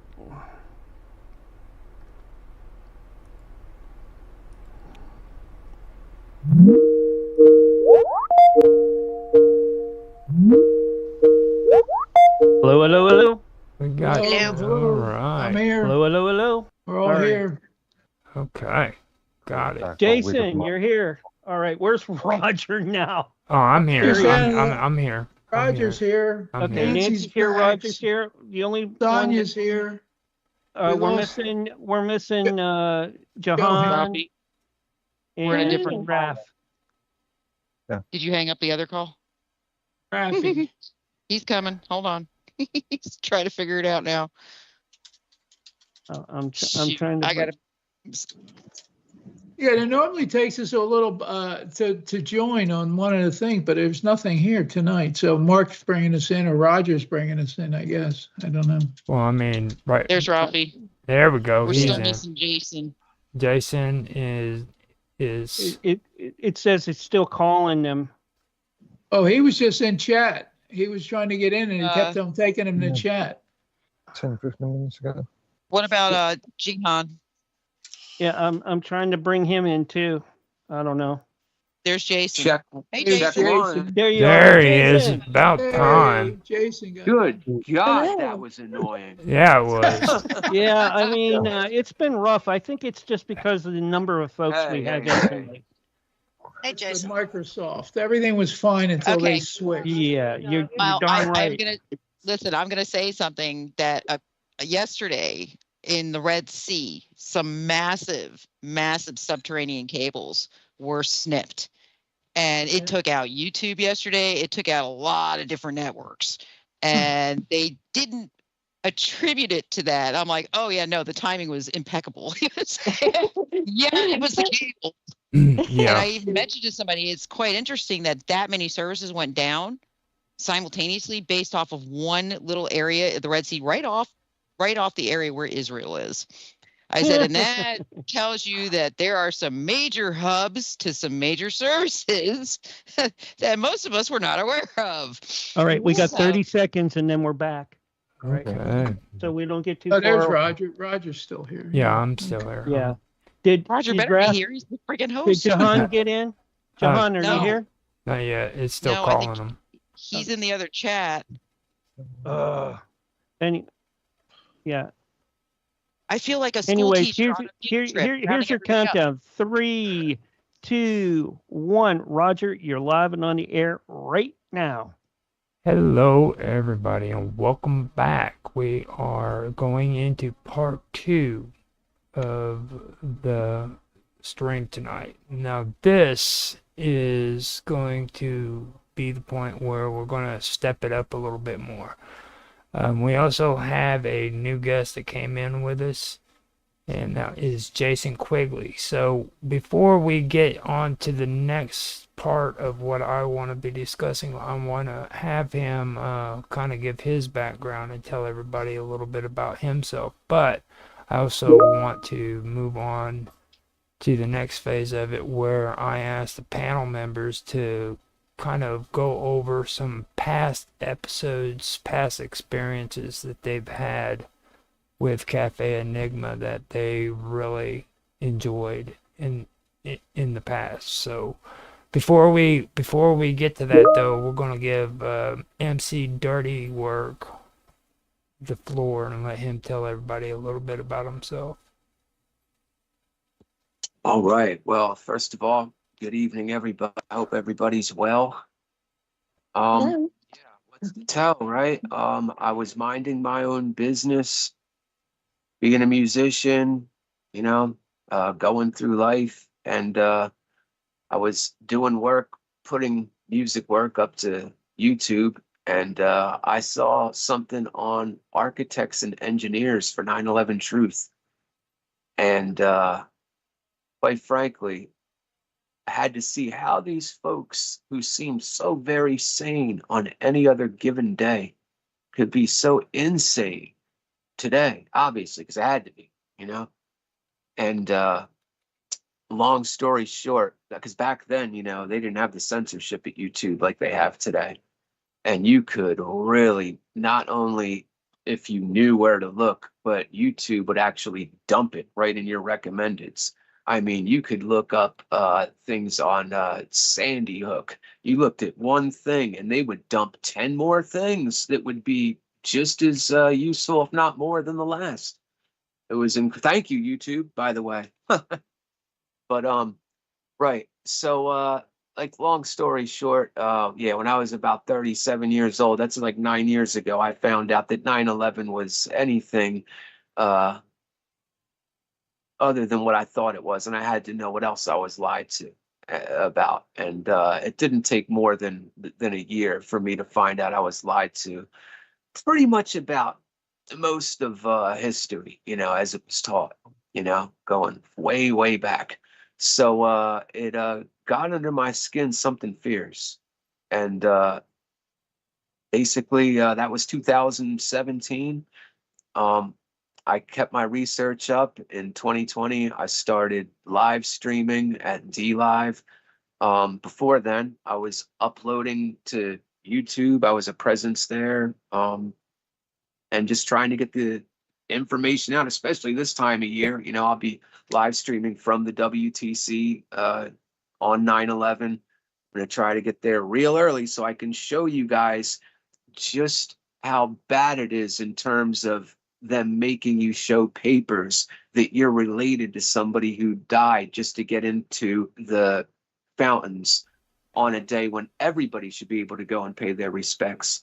So yeah, this is definitely a busy time of year. And it's of course not just 9/11. It's like I said, that was just what set it off. I figured I was 21 years old when 9/11 happened. I figured, all right, we let this happen. Yeah, it was hijackers. Yeah, they hate mom. They hate apple pie. They hate baseball. They have to take most of our freedom. That way they don't have to take it all. And I believed that, but I did not believe that we did it ourselves. I didn't believe it was a quote unquote inside job. And I was wrong. And that just kind of led to where I am today. Just hollering at anybody that'll listen that we're all slaves and it's not to be had. Yeah, I don't have children, but if I did, my God, I would not want them living in a world where they're slaves and they don't know it. So that's me. There you go. Thank you. Thank you very much for that. Now, with that being said, this comes to the veterans here of the show. I want to ask if you guys could possibly discuss some more of your experiences when it comes to the show. Now, we could have Mark sit here and rattle off a whole bunch of stuff because I know he's got a lot of experiences. But I want to hear, because I haven't been able to hear much from him lately. It's Dave Capione. Dave, can you tell us a little bit about some of the great experiences that you've had when it comes to being on this show and the things that you remember that you liked about Cafe Enigma, if you could. Yeah, well, Mark brought me in, and because I asked him, I told him what my background was on flying saucers. I'm a photographer by trade, and 50 years. 50 years plus, whatever. Now I'm doing all wildlife now. Used to do all commercial work, and that's how I got involved with the CIA crap that back in the early 70s. But anyway, there was Mark had a young lady I believe she was from Chicago named Jane Rodriguez, and she was pretty good. She always had her videos on, and she had her show with the Cafe Enigma. And I don't know whatever happened to her, or what maybe she wound up getting a gig and propelled herself into a different opportunity or a higher opportunity. And one of the really super people was I think he was from Milwaukee, Mark Witashek. Was a rabbi, and I don't recall his last name, but he was really good. And I know he got Sid. Yeah. Rabbi Sid Weingard. Yeah, he got sick, right? And did he pass on? I don't even know. No, he's still around, but you don't see him too much doing stuff anymore. And then he moved, and now he has a congregation. I think his congregation is actually up in Chicago area or someplace like that. Jane was actually, I think she was from like the Four Corners area, because was she? Yeah, she was originally brought to me. JC, and she was a panelist first through JC Johnson. The most Bigfoot researcher. I would say he was probably one of the greatest cryptozoologists I've ever had on. And that I've had folks on like Ken Gerhard, Jack Carey, who's still a host. He has his own show through me now. It's like, and Lyle Blackburn. I mean, I've had lots of great people on. And you even had Lee Triana Brown, who had Family International, which you produced. Yeah, Family Spirit International. Yeah. But before that, it was Family Spirit. I produced for her, and then after a while we parted ways. So Yeah, well, she went on to bigger and better things, but she had the opportunity here, and that's what Dragus Productions has helped some people. I mean, there are probably people been on and we don't even know about that. They excelled in their craft or whatever, or their knowledge, and they're doing other things. And I mean, you got Jack on here, and he was a Bigfoot researcher with J.C. Johnson, and J.C. used to be on Coast to Coast AM. Coast to Coast AM with Art Bell or George Norrie. I don't even know how both of far them. Yeah, both of them. Both of them. And then Jack done the same thing and then worked with Diet. Yeah. Yeah, and he was with the Discovery Channel, wasn't he, Jack?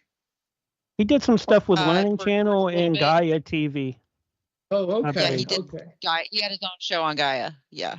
Oh, wow. Oh, I didn't know that. I thought it was Discovery, but doesn't matter. But I know Lee went on to, I think she did Discovery Channel for, was it ghost hunting or something? That Roger, I don't know if you know this, but there was a lot of shows on ghost hunting, and I'm sure Nancy led a lot of people, and I don't know where they went to, but that was always a good thing, and they were always talking about the different places that they were going to go, and with the equipment and record the ghost and whatever they do. I've never been on anything like that myself. Mm-hmm.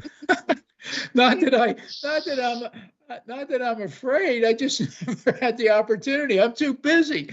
I can only do so much. I can only wear so many hats.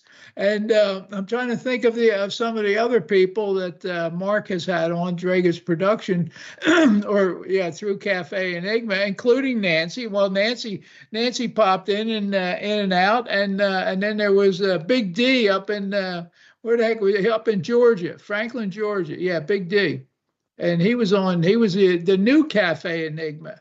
And I think that's what started a few years ago, and I was on on Big D's show for a while, and now we got Roger, and now he's got his own show, and Nancy's back on with her own show, and who knows where all this is going to go. I mean, it just keeps accelerating with the different panelists, and then they got their own show, and I think that's a tribute to Mark Witashik, because he's such he knows what he's doing, and sometimes when on Facebook I get these private messages and it lists all the platforms that he's on, and I'm going, where are these coming from? I didn't even know it, but he knows it all, and or knows a lot of it, and as Mark had said earlier, he was getting tired of hosting the show by himself,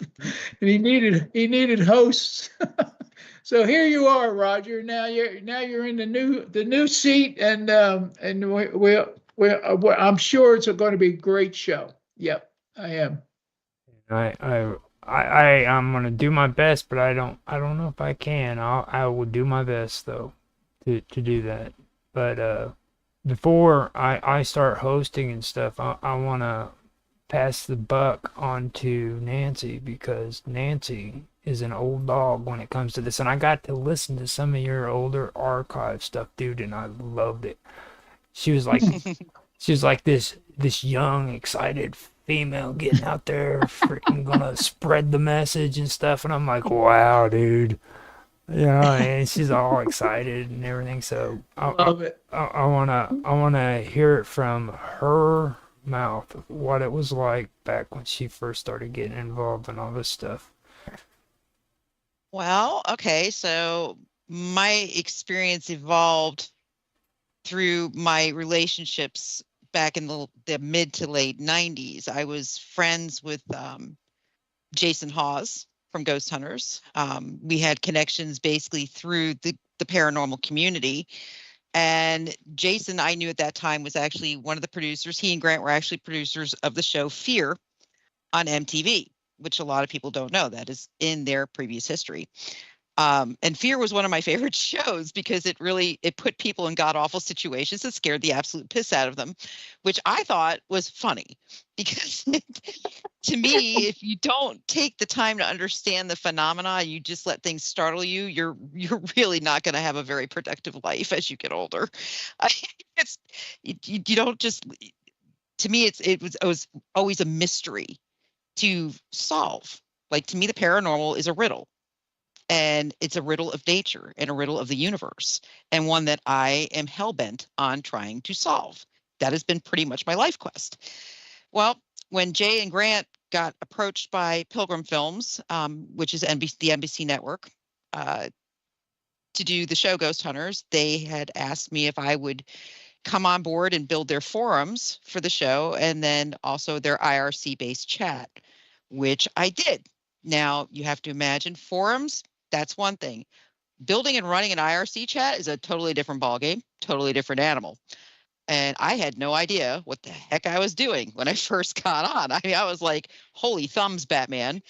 So I became very familiar very quickly with people I could tell had experience, and they actually taught me how to code the chats in the IRC, which is basic HTML coding.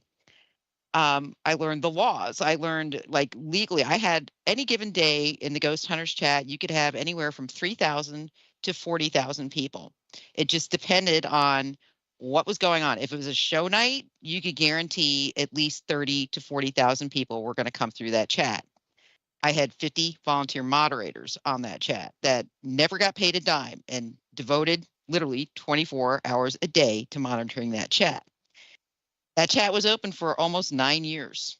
I actually moved away from the show Ghost Hunters because, to me, it became too Hollywood.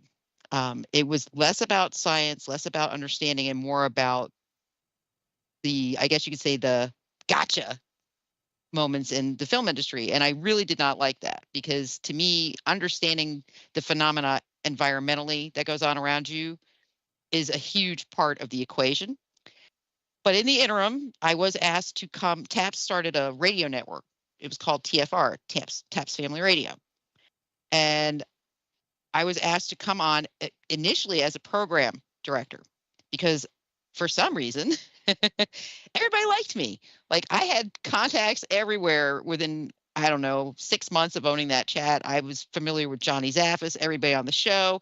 I mean, some really big names in the entertainment industry, including, oh, good Lord, I can't believe I just mind blanked on his name. One of the oldest people in the paranormal, we used to call him the grandpappy of the paranormal, passed on. He's got a daughter, Catherine, who's currently involved. Not Don Ecker. I can hear Raphael yelling in the other room. Don came a little bit later. But, I mean, literally, I was very, very gifted with, I guess you could say, the ability to make people feel comfortable. And so we had one night on TFR where one of the hosts couldn't make it, and I got asked to fill in. And I apparently did a great job, because I became permanent. When I decided to walk away from Ghost Hunters, I decided I was going to do my own show. And I named it The Vixen's Vault, because my nickname online since 1997 has been Wiccan Vixen. So the Vixen's Vault started. Now, I began on a network called Sepia. And Sepia was owned by mutual friends of Mark and I. I think they were out of the Carolinas, if I remember right. But pretty broad network, very large at that time, very large in the paranormal community. Both Mark and I were with Sepia. And I'm not sure what happened, but we separated from Sepia. If I remember correctly, it had something to do with a guest, but we separated and Mark started Dragus. No, actually, when I left Sepia, well, I was asked to leave. Yeah, I'm not going to go there, Mark. Hey, wonder why. Need to know information you didn't need to get into. But I had been on actually, to start the background of that before where Nancy began with it is Eric and I used to host shows on a station that was a CBS affiliate called the Para X. Yep. And he and I became good friends. And we had another friend there too that had a station after Para X went under different management and dropped a bunch of shows, ours included. And when we did that, I went to TMV Cafe. Yep. And I was with Be More Radio. And God, then that's right. and I was with Be More Radio for about 4 or 5 years before Ray Meserol passed away. And Ray was my my guiding light with radio. And one day, if we'll get to it when we have a lot more time than this, because we're coming up on break, I'll do an interview about me and Ray. Because it could take about a good show to do. How I learned radio from Ray Meserol. So hold on to that for a second, okay, Mark, and we'll go ahead and take a break and come back. And I'm really happy with tonight because I didn't have to say very much at all. I could just sit back, and I'm taking credit for this. Isn't this awesome? You'll find that when you do this show, the less the host or moderator talks, the more rewarding it is. And that's something too. When we come back, I do want to talk about the future format of the show, and I want a take from you guys on how you think it would be a good idea to do the shows in the future, because I do want feedback from everybody who's been a part of this from the beginning. So with that, I'm going to shut up now, and I'm going to let Mark take us out to break. Sound good, guys? Sounds Already great. done. We're on break right now. Okay, good. No. All right, we are on radio break. Yes. We And got 5 minutes. Hey, Nancy, because Roger wants some information on where the show goes. You know, we got stuff coming that's in our solar system right now, and they don't know what the hell it is. Mhm. Oh, I know. You're talking about 30i Atlas. Absolutely. Atlas. And then I just read an article before we went on the show tonight. It was about 7:00 tonight, and they were saying that now they're expecting the Republican Congresswoman from Florida named Luna. I forget her first name. Anna Paula Luna. Yep. Anna Paula Luna and Avi Lowe from Harvard, and now they're worrying about, as it passes the sun and when it comes on to the other side of the sun, the end of October, they're worried about drones or maybe they're going to bombard this planet or something. I mean, come on, give me a break. First it wasn't a comet, now it's a comet all of a sudden, and then they're back to a spacecraft, and then you got the nemesis that's coming in, the dwarf sun dragging Nibiru. That's what they call it, and I forget what the Nibiru, and I forget what they call the other planet that they're dragging along, and that's supposed to cross over the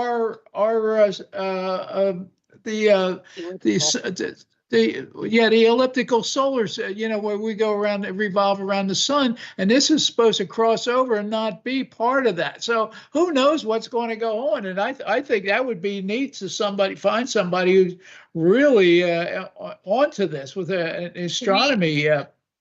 3i Atlas is it's a very okay. So every time they come up with a new image of it, there's something else that shows us that this is not natural. I mean, the latest one was the tail, the quote unquote tail. Yeah, right. Is in the wrong direction. Yep. So it's opposite of the way the comet's moving. It's on the wrong side. That's right. It's coming at us.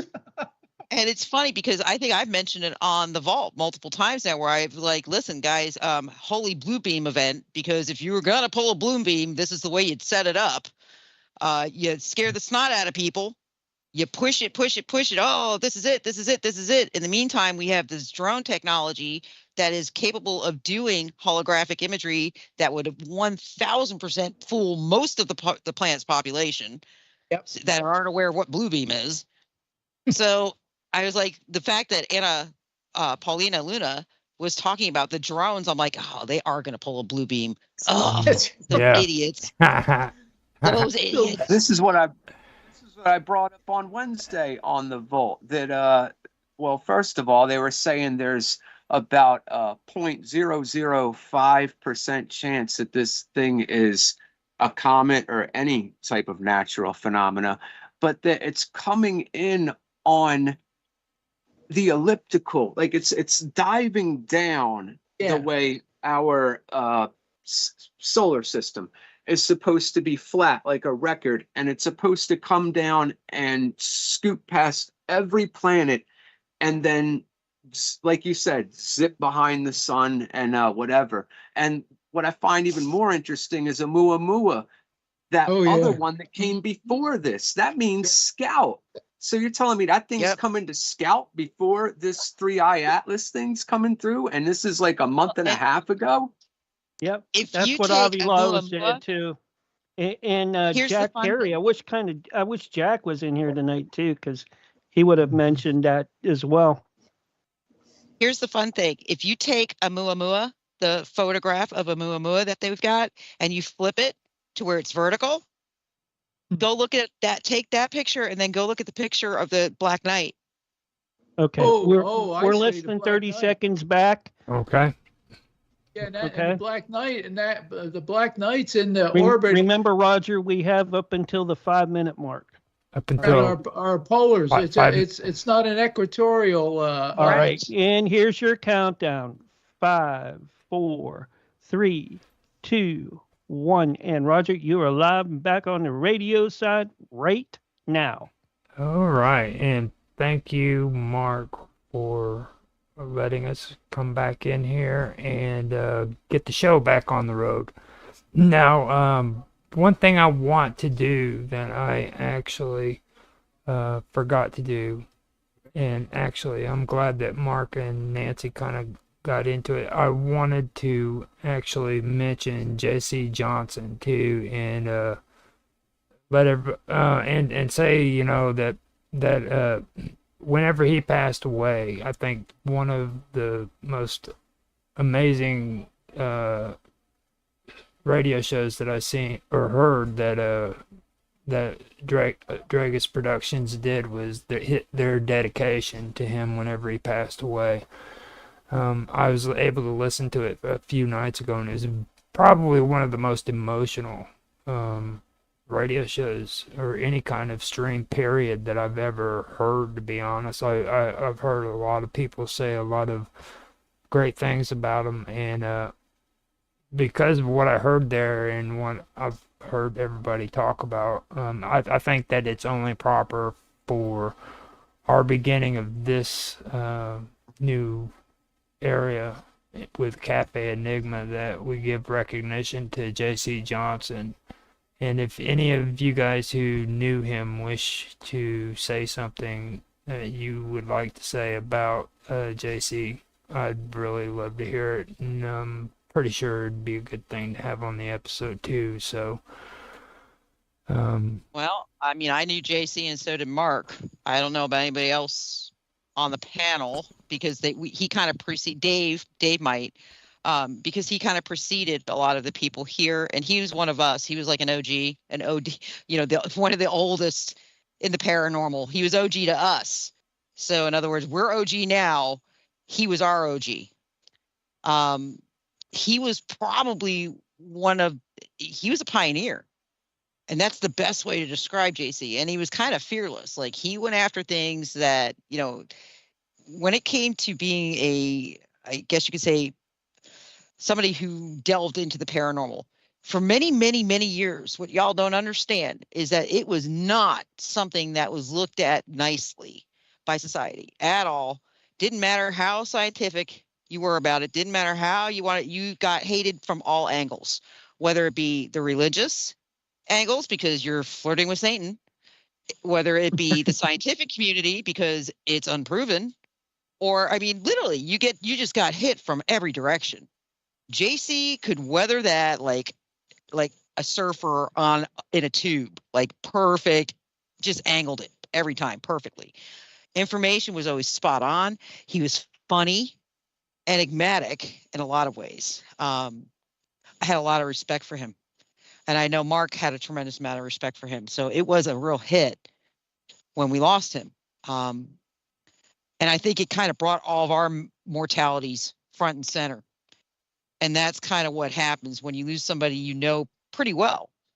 It's kind of like when the Constantines died. That hit home. I knew them.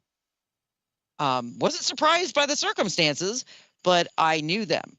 And it hit home because these are people we worked with, we knew, respected usually to some degree.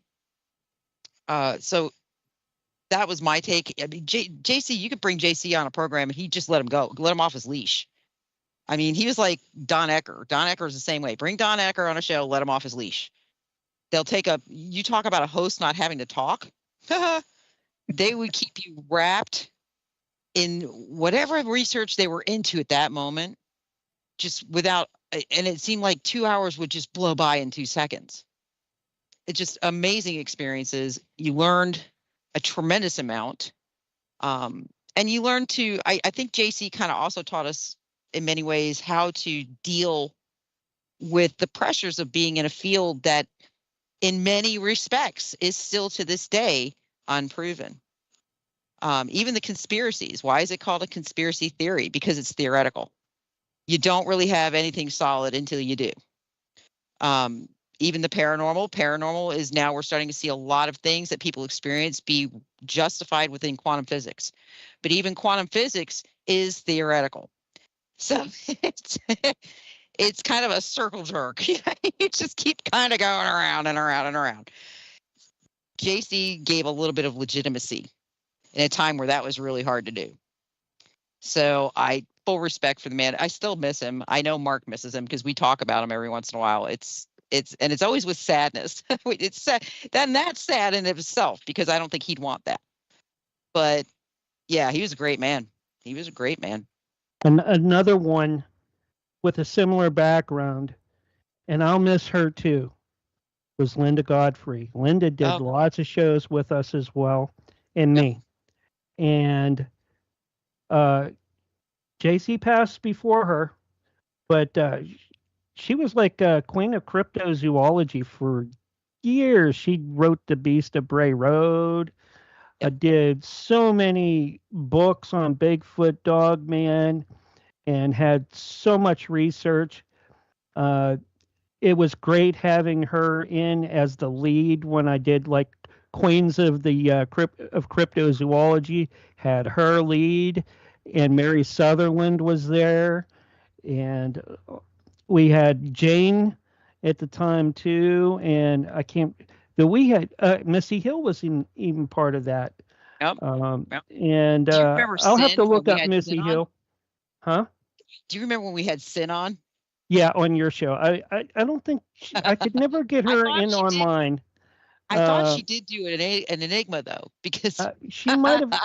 If she did, oh yeah, yes, she did. I think it was when we were talking about or doing like the Halloween special or something like that, or we were talking about cults and things like that.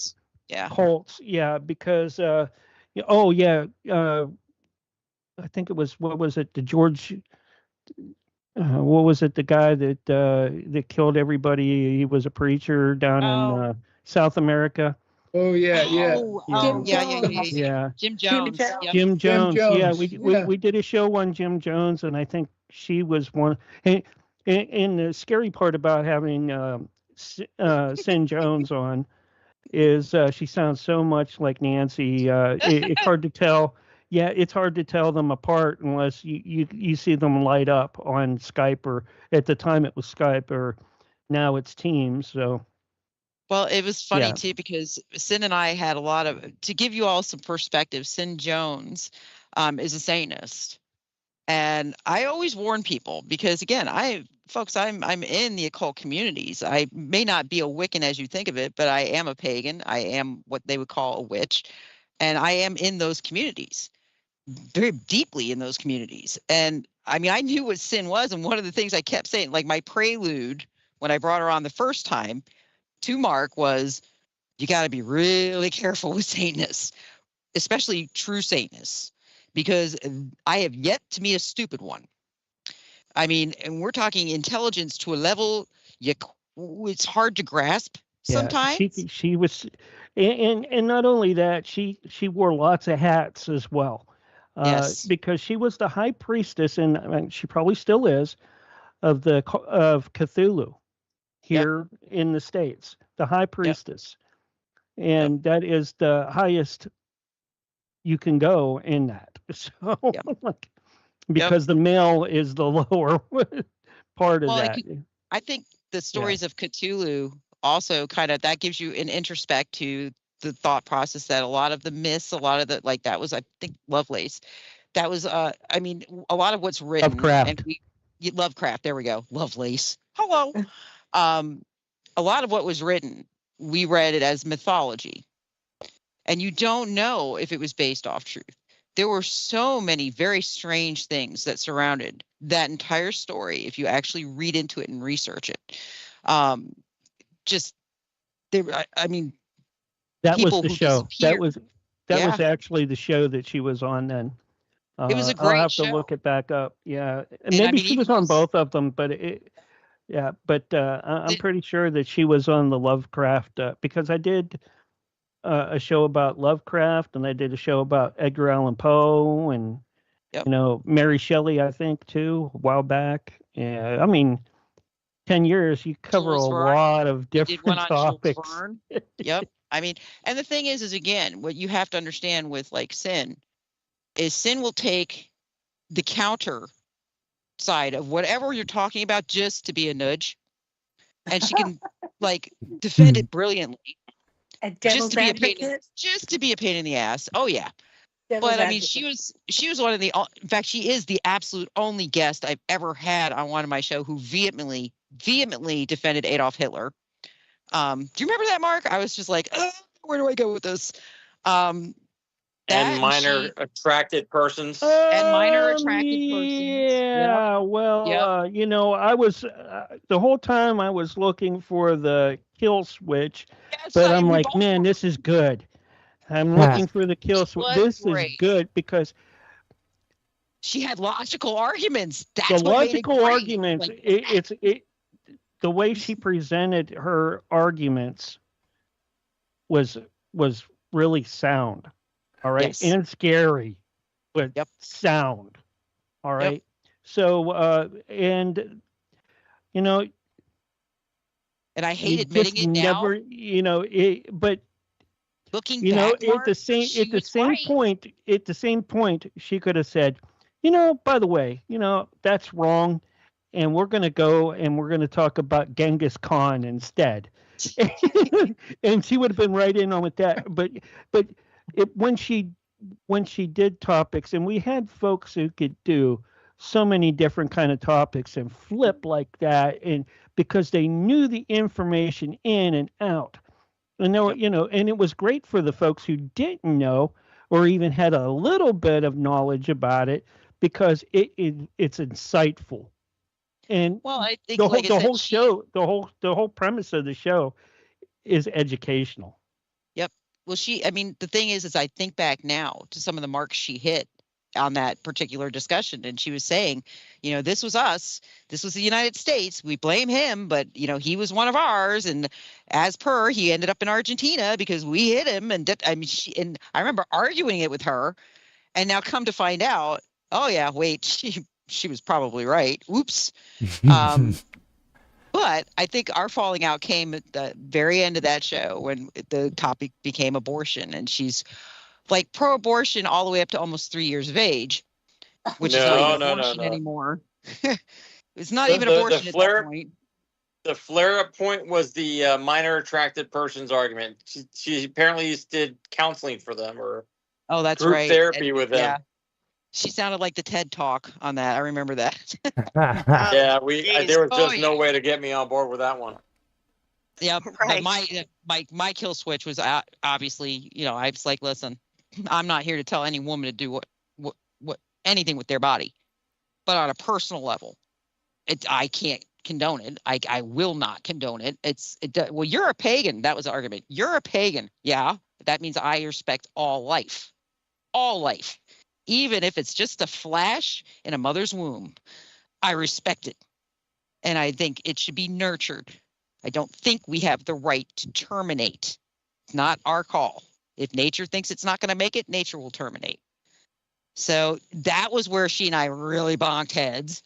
And that was like the last time I had her on the air, because she wouldn't back down. I wouldn't back down. I still respect, like I said, I respect her for her opinion, but I wasn't going to agree with it. So that was the Sin Jones interview. That was probably one of the most memorable, even though she was unknown, which was crazy because we had so many really, really famous people on the show. And Sin literally was like one of the most relatively unknown people, but incredibly good at interviews. But think about it, though. Sin brought me people like Corvus. Yep. Corvus Nocturne. Wow. Okay. And he's a practicing vampire. All right. Yep. And he's produced movies and written scripts and things like that. Corvus is well known. He doesn't go. He probably still goes as that, but he usually uses his real name for like stuff like other places that you can't use an He was alias. at full disclosure. He was literally at full disclosure. He was at full disclosure. He was at Brian's event. Yeah, he's a great guy, and I really like him, And you need to, and when you start talking about vampires and like the moon and that, get Corvus or have me reach out, or Nancy reach out to Corvus. Great guy, and he's so insightful about a lot of that because that's part of him. All right. Yep. Like I said, they may have strange alter opinions, but the shows that Mark puts out there allows for us to explore that. And usually without judgment. Like I said, I had my one line with Sin, but normally I don't judge. Your opinion's your opinion. I'm not here to change it. I want to hear it. Yeah. And you may actually change my opinion if you're logical enough. Just depends. But problem is with someone like her, she tries to push her opinion on you too at times. But you have to be careful with folks like that, even if they are intelligent, have all the knowledge, a lot of the knowledge or the knowledge, and the know-how, as well as being practicing or doing it. You still have to watch where you step. I mean, we had Peter Robbins, and we talked about Rendlesham Forest and the event that happened out there, Bentwaters. That's over by you, Mark Edworthy. And that was that event. And I actually got Peter out of his comfort zone on one Cafe Enigma, and David was in there too. And I had him talking about paintings. I'm not sure which painter it was, but he really didn't want to talk about it. And I'm like, look, I said, everybody knows you for the UFO stuff, but you are so much more than that. And I talked him into it. He did it. He did it, and he said, don't ever have me do that again. And I said, I won't, but thank you. I really appreciate you doing the show on it, because I didn't know anybody else who had a background in it, in art, that could do that and give me that information. You know who does? Actually, you have a host that has a background in art. That's Jack. Now I do, but then I didn't. Which Jack was kind of in the background yet, and he did at that time he was doing more field work than he's doing right now.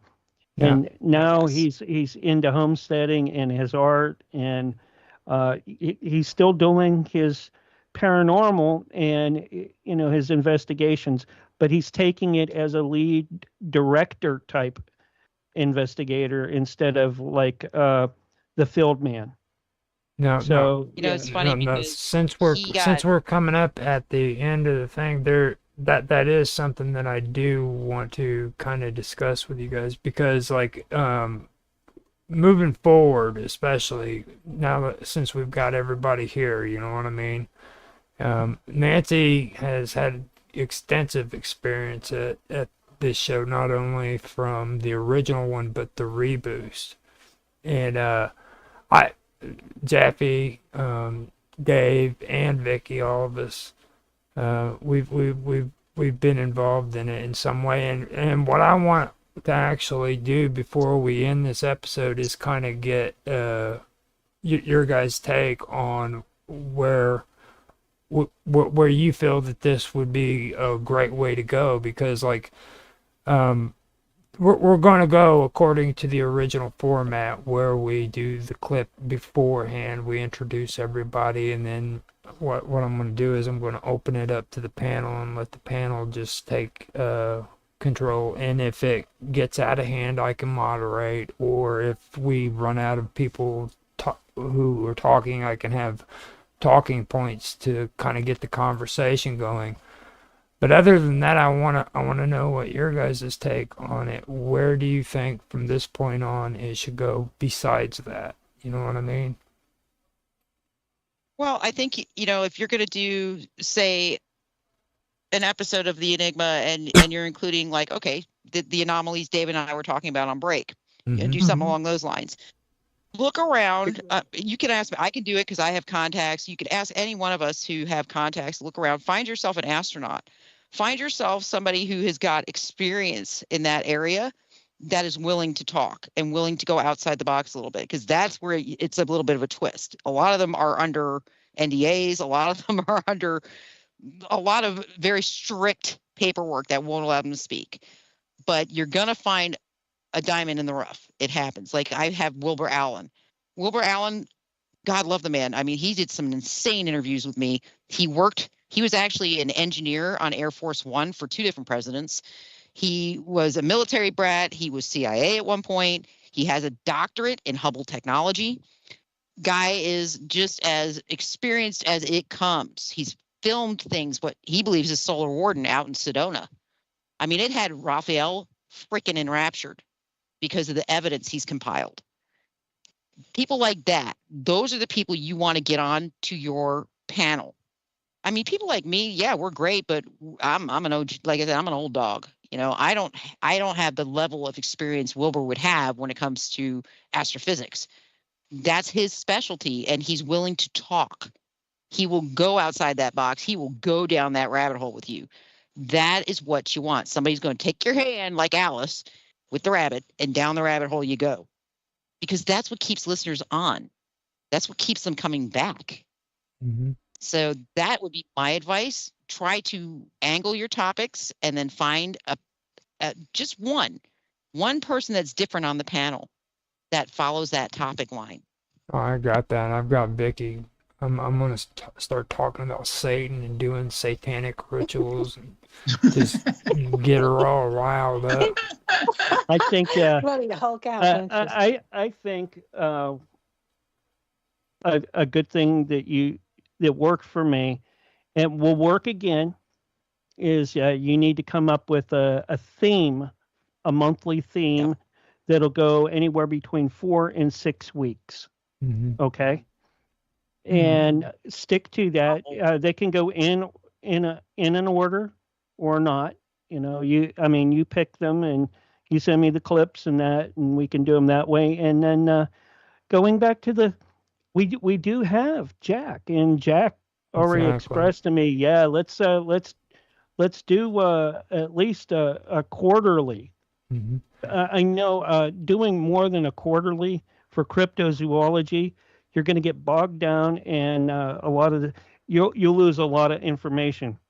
But if you do quarterly ones, you can theme each one as like aquatic, aerial, sounds good, Terran base, and things like that, which will make make this a big success.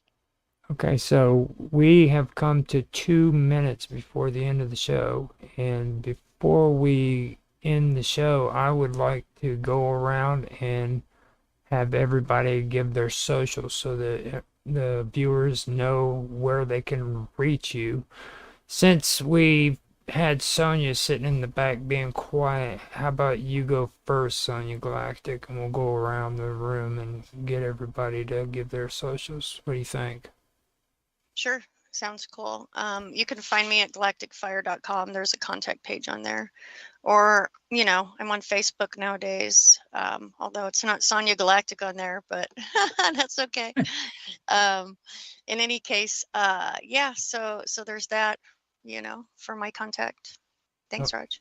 No problem. How about you, Miss Vicky Voss? You can find me on Telegram for such a time as this. That's my channel. And on X at Booklander62. And what about you, David Capione? Yeah, you can find me on Facebook under David Champ and look at some of my wonderful nature photos and even Goliath. I have Goliath on there. He's a big alligator, 14 feet, 800 pounds, more than 800 pounds. But nobody's measured him and nobody's lifted him. And also under David Campione on Amazon.com, you can find my UFO spacecraft identification manual and in there is one of the pages on how to contact a spacecraft. And Next. how about you, Mark Edworthy? I'm mainly on Stockholm under the username Medworthy.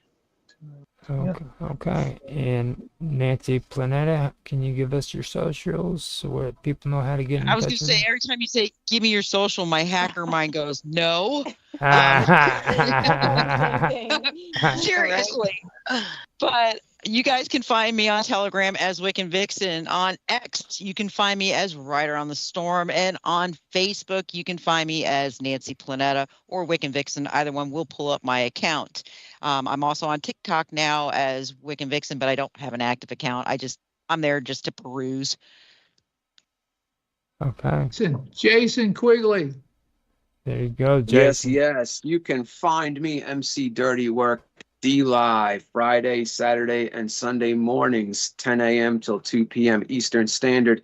And this Thursday from New York City, I'll be streaming on and off D Live all day, all morning, and all afternoon long. YouTube as well under Truth VJ MC Dirty Work. That's at YouTube. And that's this 9/11, this Thursday, on and off all day. All right. And how about you, Rafael Martinez? You can find me on Twitter at X_ICE_1811. Excellent. And with all of that being said, I'd like to ask that if you like the show, please like, subscribe, share, make comments down in the comment section, guys. It's the most important thing you can do for this show. If you can't help with financial support, it doesn't matter, because you can support us with a comment in the comment section, have a conversation with us, and let us get to know you. With that, I think we have covered pretty much enough, haven't we? We are good to go, according to my producer, and it feels so good saying that, dude. Like I was able to say that today in a chat, and I was like, dude, I've got a producer. That is so freaking cool. Take us out, Roger. So with that, we are going to bring the show to a close. Thank you guys for showing up and being a part of the panel.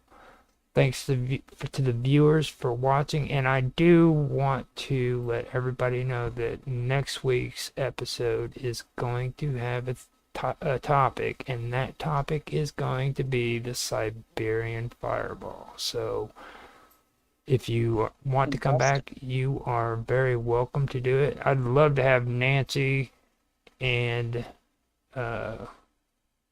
Nancy. Glad to do that. I was going to say, glad to do. That's Tunduska. That is a cool thing. Yeah. Yep. So let's go, Roger. That's what we got, and we will talk to you later, guys. Have a good night, and we're done. Good night. All right. we're off air on the radio side, and I'm going to bring this back up if you guys want to stick around for an after show. And we'll stay in the same room. I'll just hang up here in a minute. Just give me a few minutes to take and get this all set up so that I can do that. All right. You know, Roger, Tunduska, there's a lot of scuttlebutt about that was actually an EMP from an actual nuclear event. Even though they told us that the nuclear bomb was not developed until the 1940s, yeah, there's a lot of evidence that says that was not what they said. You know, you mentioned things too in your show that you never get the chance to bring up, and it's like when you start talking about that ionosphere, and you start talking about Operation Bluebeam. Okay. Yeah. Every single time you talk about that stuff when it comes to that, because you brought the topic up at least 3 times, I know. Yep. And it's hard to stay on topic with it, but yeah. Dude, it's amazing if you look at what's happening right now versus what Serge Manasse warned us about and lost his life If about. they were ever going to do it, now would be the time. Yeah, I mean, that's what we said people earlier. forget. Serge Manasse pretty much gave his life. He's like Phil Schneider. I mean, they tried to tell us, and he gave very, very, very descriptive, definitions of what was going to occur. And it's like, holy crap, it's all lined up exactly the way he said it would. And it's really sad that they would think that even though there's an awareness, I think that's why they work so hard to try to make us look like fools. They infiltrate us. They do so much that it's like, I said to somebody, it was like the Q movement. So many infiltrators to try to make it look completely ridiculous. But there was truth to what Serge Manasse was saying. Mm-hmm. So it's, and we do have the technologies. We've had holographic technology since the 40s, easily. Well, I mean, look at HAARP, okay? When they talk about the effects that HAARP has on the ionosphere, where it can manipulate. All right, before you go down that road, I'm going to hang up on everybody here so that we can restart this. Okay. Mm-hmm. So you have to leave. Huh? Do we have to leave? Yep. Yes. Do like you did the last okay. time. All right. Okay. All right. And I will re-ring you guys once again. Okay, be patient. I am in the process of... Right. The Cafe Enigma is back with Roger Hansen at the helm. That's right. Gonna take and call the folks back and get them back and going for the after show. There you are, Roger. Oh, yeah. All right. I'm back. I'm back. David's Thanks, back. Mark. Yeah. Nancy's back. Jason. Everybody's back. Good. Mark All right. Edworthy. Sonia's back. Nancy. Oh, I'm yeah. back. I'm gonna be muting for a little bit because I'm gonna eat in the middle, but I'm here. Yeah. And it's calling. There's Vicky. All right. There's Yeah. Vicky. Yeah. But yeah, my... Just a FYI, Raphael rejected you guys for, what are you playing, babe? Call of Duty. Oh, okay. Oh, well, my. well, which part though? There's Which one? Warzone. Oh, Warzone. Okay. We're cool. That's all right. Just if he said Black Ops, then I'd be like, jeez. Oh my God. Oh no, we've matured beyond Black Ops right now. Okay, good. Oh, Well, it's got cool graphics. Don't get me wrong. You know what I mean? But it's not. You kidding me? My grandsons harassed him all day on this game. He made the big mistake. I had two of my grandsons last night overnight, and they were on all different systems playing the game. Mhm. And literally, he made the really big mistake of giving them his phone number and his screen name. So they went home, and automatically his phone starts vibrating, the screen starts going, and literally all day long, until the point where he actually blocked them. I can't even think right now. Yeah. He was like, oh my God. He goes, they're relentless. And I said, well, you're a male figure in their life that's taken an interest, and they look up to that, and they want to be. It's cool. Hey, we're playing with our grandpa. He's pretty good, but we can tell him that he needs to go here, and we can warn him when he's in danger. I was like, in a kid's mind, that's like huge. Yeah. So I think that's a Gusta thing would be Noah, really cool. Bro, watch your back, bro. I got you 6. Like literally, my 12-year-old grandson. My nephews were never nice to me. I had a 6-year-old kid, my little nephew Tai Tai. Okay, they would let him play Modern Warfare. Okay, and this kid at 6 years old was killing me with a freaking survival knife. That's my granddaughter. My granddaughter, like her brothers never let her get her turn. They're horrible to her. And she gets on there and she literally like slaughters everybody. She has no clue what she's doing. She's just hitting buttons and moving the trigger, and she's literally killing everybody. I mean, then she played Fortnite and she literally came in 4th place on Fortnite. You know why? She hid in a bush through the whole game. Yeah. It was amazing. Yeah. my little niece, she was young, and they got that Grand Theft Auto, and she that's kept a bad one. she kept begging me to play that game with her, and they just let her play it, and I'm sitting there and I'm on there, and she's telling me to go and do this mission and do that mission, and I did it all, and I got all this money. And I went to the bathroom, and the moment I got out of the bathroom, I sat back down, and she had spent every single bit of the money that I got from these missions. And I said, "How did you do that so fast?" And she said that she went and got on a merry-go-round Ferris wheel, freaking, and paid for it. And she took all that money that I did, and she squandered it to go on a Ferris wheel in the game. Okay. That happened to Raphael with Fortnite with my grandson Noah, where Raphael had built his skins. He had his character. He was like pimp to Mac on Fortnite, like undefeated. Da, da, da, da, da. My grandson comes over and Raphael's working.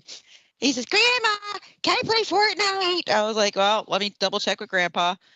And he's like, "Oh, yeah, that's fine. Da, da, da, da. Sign him in because we have passwords on everything because Noah's like the safe cracker." And literally, when Raphael got back and went to play the game the next day, I think he assumed that Noah was going to use his own character. Oh, no, Noah used his character. Raphael had like a treasure chest full of money that he bought. I mean, it was hysterical. Noah bought like this little UFO vehicle to fly around in, and Ruffy's like going through all his equipment going, "What the hell? Where's my money? Oh my God, why do I have a UFO?" Yep. It was, I was on the floor laughing because I'm not a gamer. I mean, I am into computers and technology. The only game I ever really truly enjoyed was Mario Kart. Yeah. And that was just because I had a blast laughing, and Mario Kart. And there was one for Sega called Hydro Thunder. I loved that game. Yeah. But yeah, Ralphie's definitely the gamer. My grandkids are definitely gamers. My daughter's a gamer, not me. I'm like, nope, got better things to do with my time. Well, you guys know about me. I'm infamous. Like when infamous comes out of me, dude, something just takes hold. And Not today, Satan. No, it's not even Satan when it comes to infamous. Okay, now infamous, like he's a wild man, dude. Like you let infamous out and things go crazy, dude. I'm infamous OG 1973. You know what I mean?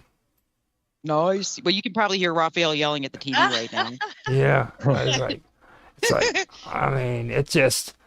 And I'm talking about like even in conversations, like my gamer friends, they tell me to calm down, and the reason why is I get into like rapid. I do retro games with him, okay, and he wants me to do all that Mario Brothers stuff, and I'm like, dude, what do you think I am? You think I'm a fool? I'm gonna sit around playing Mario Brothers and freaking he had me play this one game where there's little baby words in there where they have baby talk and stuff.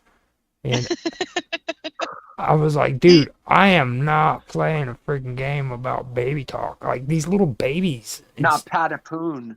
Patapoon? It sounds like it. Yeah. Where you gotta, it's like a musical game. You gotta there's a cadence basically that you've got to do the buttons to. It's called Patapoon. It actually was really high rated if that's the game. I mean, it's like 20-year-old game or whatever, but it sounds like that. Food pie or something like that. Yeah, and he actually got me to where I actually played Pokemon, dude. Because I would not play Pokemon, and I played Pokemon Yellow. Oh, wow. And, do you remember Pokemon Go? Oh yeah. Okay, so my son, as an adult, got really into Pokemon Go to the point where I actually smacked him in the head with his phone because he would drive me nuts. He'd come over and he'd be in my front yard with his phone sticking out. I'm like, what the fuck are you doing? Excuse my language. But one of the things I let him in on was you realize that it's a giant CIA Venus flytrap, right? Yeah. The guy who actually wrote the program for Pokemon Go wrote the keyhole program for the satellite systems and GPS. So, yeah, you may want to not give that program your location. Well, I knew people that would drive around. I mean, good God, you got enough of a life that you own a car and you're whipping around Pokemon Go for half the day. Wow. Yeah. Well, think about all the robberies. You were up there in New York, MC. How many reports did you guys have of people getting robbed in freaking parks because of that game? Pokemon Go and geocaching. Geocaching is the other one that a lot of people got robbed. Mm-hmm. They would. If I remember wisely, there was it could still be going on actually. There was a court case in some European country because of data protection issues on Pokemon Go. I met a couple of Marines? No, they were Air Force guys because I used to work right next to Travis Air Force Base at a tattoo shop there, and they came in. And dudes were like overwhelmed with this whole game thing. That's all they talked about. And this was right when I started really getting into the whole disclosure thing. So I had like a bunch of stuff up on my walls in my tattoo room and stuff. And I was like, yeah, man, I can't wait for disclosure. It's going to be rad. And they both like completely shut up. And I would talk about like silence. It was super awkward. Yeah. It's my it's so Go interesting. experience. Sonia, it's so interesting because you had asked me if I wanted to have your friend on the show, which I am delighted to have him on. And I was telling you, I'm kind of I've been sewn into that community in a big way with the Montauk survivors. Yeah. And one of them is actually very local to me. And I got to know him pretty well at the event. I like him a lot. Oh, great. But he was looking to, because his name is kind of starting to really catch on. He's been asked to several events. He goes, do you know anybody who's doing an event that might want me as a speaker? I'm trying to get the word out there. You're talking about Draco, yeah.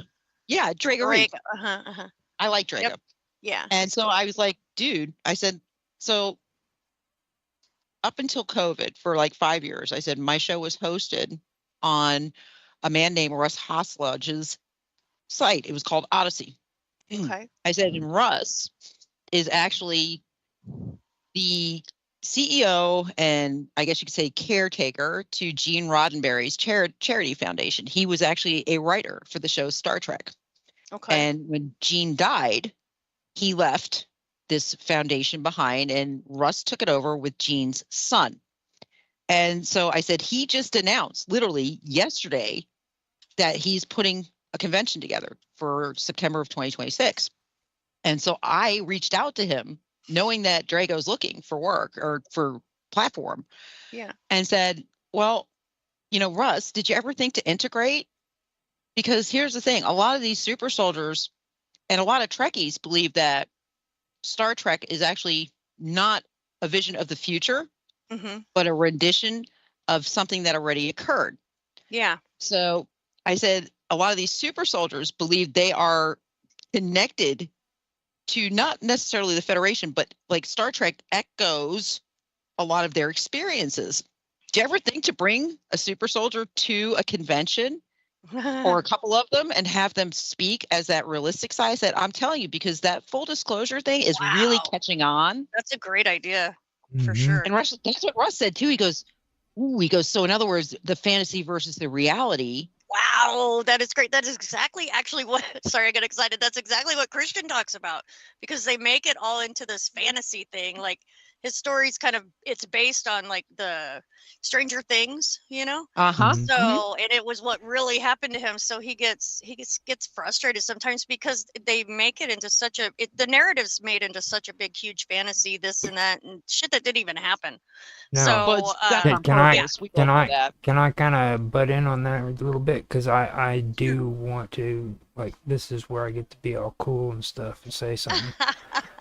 I honestly, and this is not being too proud about it, but I think I did the best interview with Chris Letier out of anybody I've ever heard. So if you ever get a chance to go through my interviews on Wow Talk, you can check it out. I mean, I did a very thorough 3 to 4 hour interview with him, okay? And if you just want to check out what he has to talk about, freaking check that out, because I mean, it was well, Raph was there. Raph actually can tell you about it too. He was there for some of it. And Well, it's Mr. Edworthy too, but he doesn't like to talk about aliens and Yeah.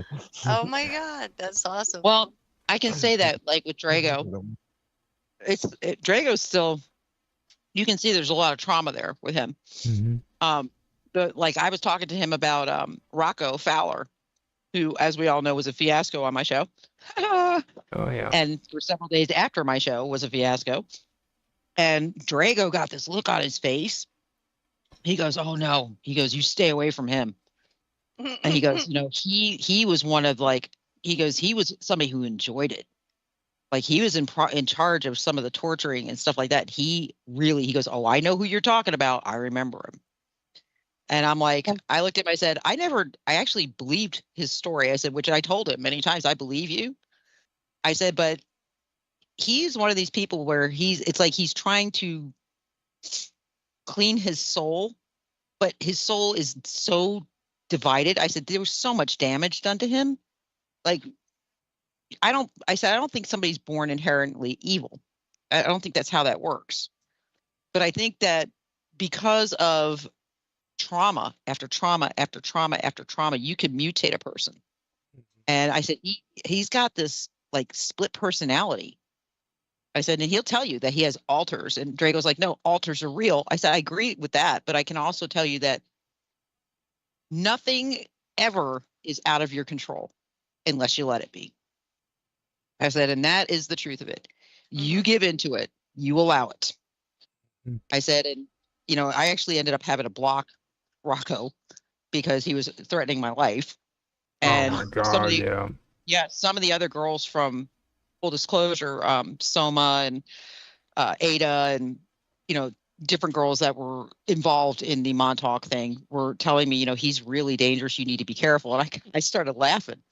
And they're like, what? I said, you feed him all this power. Why? I wouldn't give him an ounce of my power. I said, I have no fear of him. And I told him that straight up. I have no fear of you. You think you have energy, buddy? I can run energy around you 50 times and not even That's want to play with the show fire. from Play with the old that, fire. Right. that was the show from last year. The one that Mofo don't even know. Yeah, the one that I missed out on. I remember having a conversation with Roger afterwards, and I saw the text on Skype, and Roger had a really sort of time with him himself. I actually deliberately missed that show because I felt there was something up. I felt I was quite uncomfortable, hence why I missed it. So yeah. You know, it's funny because he was as most of you guys who are on here probably know, Jason, I don't think you've been here long enough. Sonia, I don't know if you were in enough times to actually witness it, but there's one person in this chat that I am retardedly protective of, and that is Vicky. And he made the big mistake of going after Vicky. Yeah, that was his last mistake in my chat because I Yeah. won't have it. I seen that in chat. Yeah, for sure. Yeah, I don't know what it is with Vic, because Vic can stand on her own 2 feet. Believe me, she's quite the little tigress when she wants That's to be. your girl. That's your girl. That you she is know? my girl, and I Mhm. don't appreciate people right. taking advantage of the fact that she's a very good person and a very Right. nice person who's trying to help him. Mhm. Especially not in my chat room. I mean, Exactly. dude, I said to Ralphie, there's a very few things that'll make me see red. That shit will make me go red fast. Because I said I will stomp it right the hell into the ground. and not It even was blink. insanity. It was really insanity there. Hmm He was. Well, and he's like, I'm a hacker. I'm like, oh yeah, good luck with that. I mean, I can be a real bitch when I want to. So. Chris is really excited to go on your show, Nancy. I just wanted to. Oh, I'd love to have him on. I mean, like I said, he's looking forward to it. I think it's so interesting. And I mean, again, I do have a personal connection to it. In fact, Drago freaked me out because I read his background story when I was talking to Russ. I'm like selling him to Russ. And Russ actually agreed with me. And I was like, listen, this guy died. He had a death experience. I said, and during his experience, I said, I freaked out when I talked. I've talked about it a million times on my shows, and you guys will know this.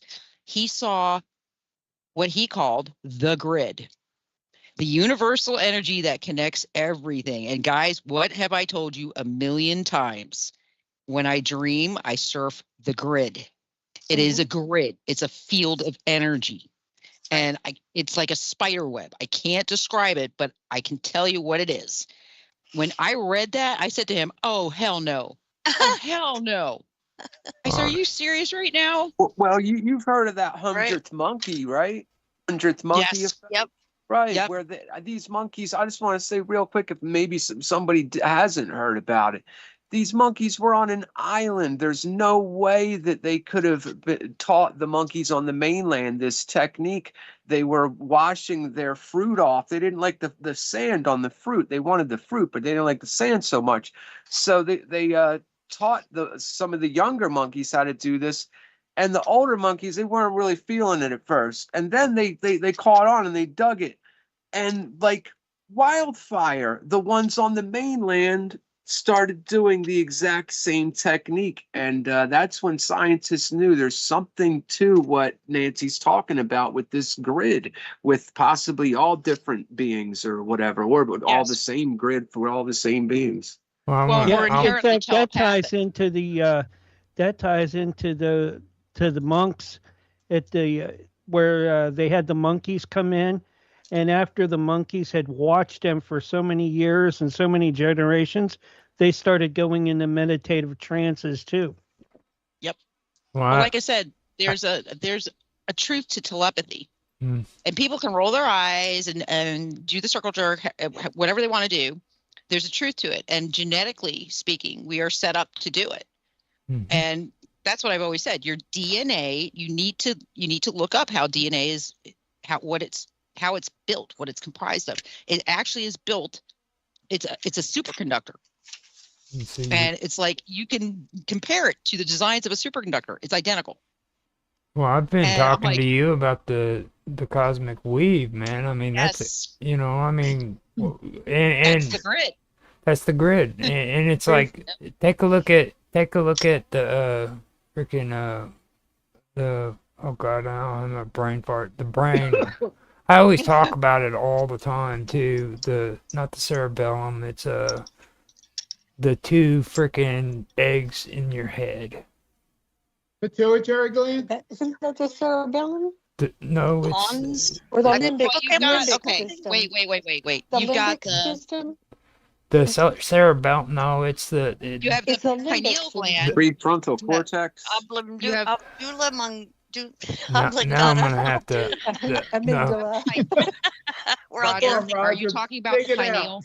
No, it is connected to it. It's they're two. Limbic system. They're in the. They're in the. Primitive brain, lizard brain. No, you're talking. You're getting Well, close.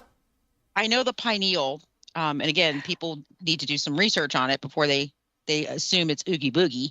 The pineal gland actually has cones. It has visual cones built into it. Mm-hmm. That's why it's called the third eye. Mhm. And a lot of theories suggest that we were actually once three-eyed Mhm. because of the pineal gland, because otherwise there's no explanation for why Right. there would be visual cones in the middle of our brain. Mhm. It's Now, your the mind's pineal- eye. Well, As if nothing- that's where that expression came from. Your mind's eye is about the pineal, but it also is the seat of magnetite, which Right. a lot of people don't know that either. What is magnetite? Well, magnetite is what allows migratory species to find the North Pole. It's what allows them to accurately navigate ley lines. Thalamus. And correct. The hypothalamus. Yep. Is that what you were looking for? Yeah. Gotcha. That's it. I had to pull it up, and that's exactly what it is. In the hippocampus, the weird part is like last night I was having this long drawn out conversation with Sonia, which she always does that to me. She tortures the hell out of me. And, We love it. You love it. her and Janice or Janus, he kept talking about this stuff, and I was like, dude, I just like did 8 months of this crap, you know what I mean? I'm listening to him, and he brings up the hippocampus, and the only thing I freaking started thinking about was the stuff we were talking about right there. You know what It I mean? was Jahan. That's the Jahan. thing. He has a whole Roger and I- presentation on that. Believe it or not, Roger and I have some pretty deep conversations. Yeah, We really do. yeah. And they go in directions that most normal conversations do not. But it's not even, it's exploratory, but it's not exploratory because there is a lot of science and documentation behind what we're saying. It's just nobody connects the dots fully. Yeah. And I said, I think that's on purpose. They don't want us connecting the dots. They're afraid of people like us because we do connect the dots. Mm-hmm. And once the dots are connected, you begin to realize that what we envision as God, what we envision as a deity, is inside of us. And it communicates. It's literally, we are transcendental in so many ways. And we are literally, like I said, it makes sense because we are what you consider to be matter, what you can be considered to be solid. We are not solid. We were never solid. We are literally billions of oscillating particles held together. Mm-hmm. We are not solid. I mean, it's what explains your magnetic field. That's your magnetic field actually keeps those oscillating particles in place and gives us the form that is seen. It's perception. And I said, if you don't believe me, look it up. Look it up. Ask if you ever actually touch an object. You don't. You actually never fully touch an object. Why? Because your magnetic field actually repels that object before you can actually make contact with it. And the fact is that literally it is your brain sending a message saying, oh, look, we've touched it. Let's go ahead and make the feely happen. Mm-hmm. Yep. Again, people Well don't said. believe me when I say this. I'm like, dude, no, it's science. It is like, yeah, Yeah. this work has been done. It's been written down. They've Yeah, got before papers. science changed. Before science Yeah. changed into retardation. Yeah. Pretty much, but they did that on purpose. Again, I'm like, you wonder, it turned into retardation there. Why? Because now we're flooded with literally thousands of different frequencies from technology. Mm-hmm. Oh, I What do you did. think that does to your body? I Which did- is what? A bunch of oscillating particles? I did an excellent episode of not Weird Science, but the cut today because like I'm on recap for my last episode of Weird Science, so I couldn't put this on there, so I went ahead and put it on the cut. But all the stuff we were talking about the other day, man, and I had like 4 or 5 days to put something together, so I put it all together, man, and I did that today, dude, and it is so cool because I was talking about nanoparticles. I was talking about freaking wetware. And everybody's talking about AI and everything, and they don't really understand the implications of what's going on. They are No. creating a being. Yep. They are literally creating it by using wetware, intelligence from Oh yeah. artificial intelligence. I don't like saying that because Mark gets mad at me. He starts talking crap and saying English words. You know? British. Yeah. Let's be British specific. English. Oh, Yeah. not the British English. Oh, But, swearing at you in British English. But but nobody puts that together. And how many decades have they been trying to make the computer think like a human? They have. That's been again. I know Mark rolls his eyes when I say it. You're talking 80, 90 years ago. They probably had that. Mm-hmm. Again, I mean, I we are always been so of far the. behind. But I think I that's kind of a waste of I mean, time. I've don't always you? been of the example of the ELSA project from the 1950s. Mm-hmm. Yep. The so-called electronic psychologist, quote Yeah. unquote, which is an early development of natural language of LLMs. Yeah. Well, like Yeah. I say to people all the time, I really think we are AI. I think we're probably a hybrid being that is AI. And I say that because we are trying to build something to mimic us. What makes you think something didn't build us to mimic them? Well, I mean, and we didn't Right. come to Well, sentience. Good think point. what happens when you had your human and your fallen angels, mating, and that didn't go so well. Mm-hmm. Just saying. But it did go. They went, but it Didn't went. go so So well, but it why went. why do you need a sentient computer when you have a fallen angel? Because that is that human that nature. is the epitome of. I mean, Okay. they can't be anywhere near as bad But as the fallen angel. you think I'm my sorry. article from last night was cool? Wait until you hear my sci-fi. Because you're going to trip out if you ever listen to it, Vicky. Because what I'm doing is I'm creating this entity made out of artificial intelligence and freaking wetware and technology, synthetic technology. But these entities, which are ancient, ends up influencing them. So you're going to have these. This is all science fiction, okay? But you're going to have these creatures that are made from humans and technology that are freaking possessed by ancient entities. Dude. Souls. Well, I was going to say, so like biomechanical technology, basically. Yeah. Nice. Imagine H.P. Lovecraft on freaking crack cocaine, dude. I have a hard time imagining you just normal. So don't ask me to go H.P. Lovecraft on cocaine, please, because you're already like a creative spinner. That is just. But what's nice is you're using ancient mythos and wrapping that in. So I mean, in everything you talk about, I can find somewhere in a cultural background a type of mythos that follows that direction. When you're talking about hybrid beings, I look at the pantheons and say, well, let's look at the ancient gods.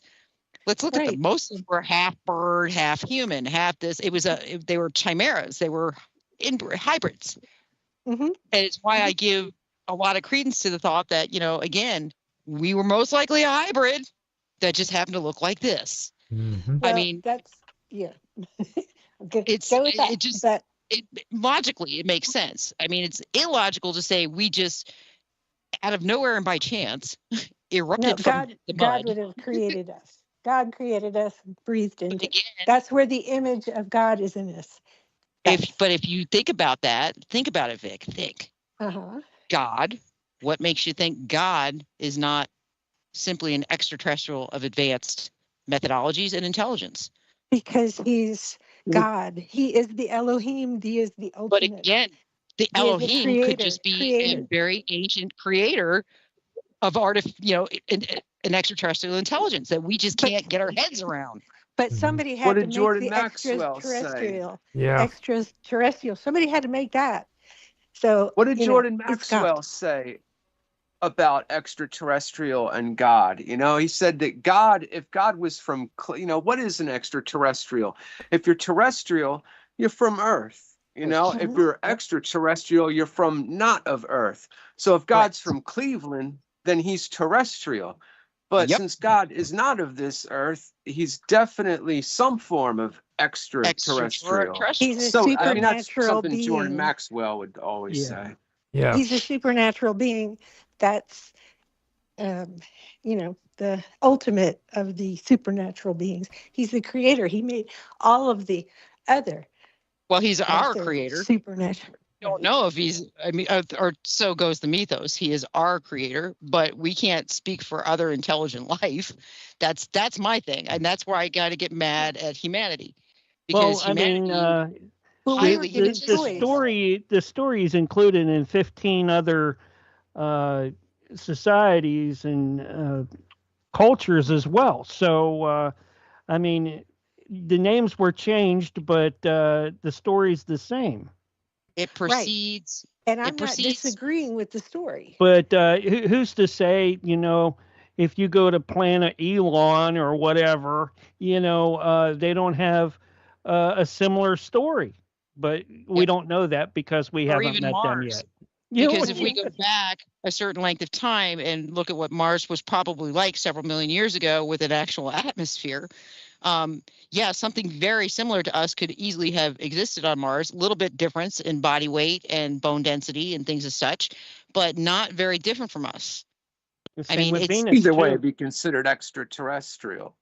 Correct. Whether it be little green men or whether it be Jesus, Exactly. For us to assume, we make assumptions, and we shouldn't. Because, for God's sakes, there could be a life form out there that is like nothing we could ever possibly imagine because we haven't had the perceptual view of it to even imagine it. Well, that would be angel. Well, even like I said, they proved years ago that there's another form of life. And what is it? It's arsenic based.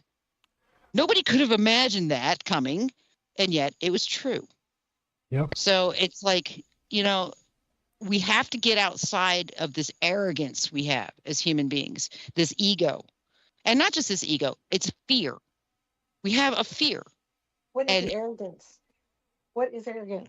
Arrogance is saying that there's nothing out there more intelligent than what we can think of.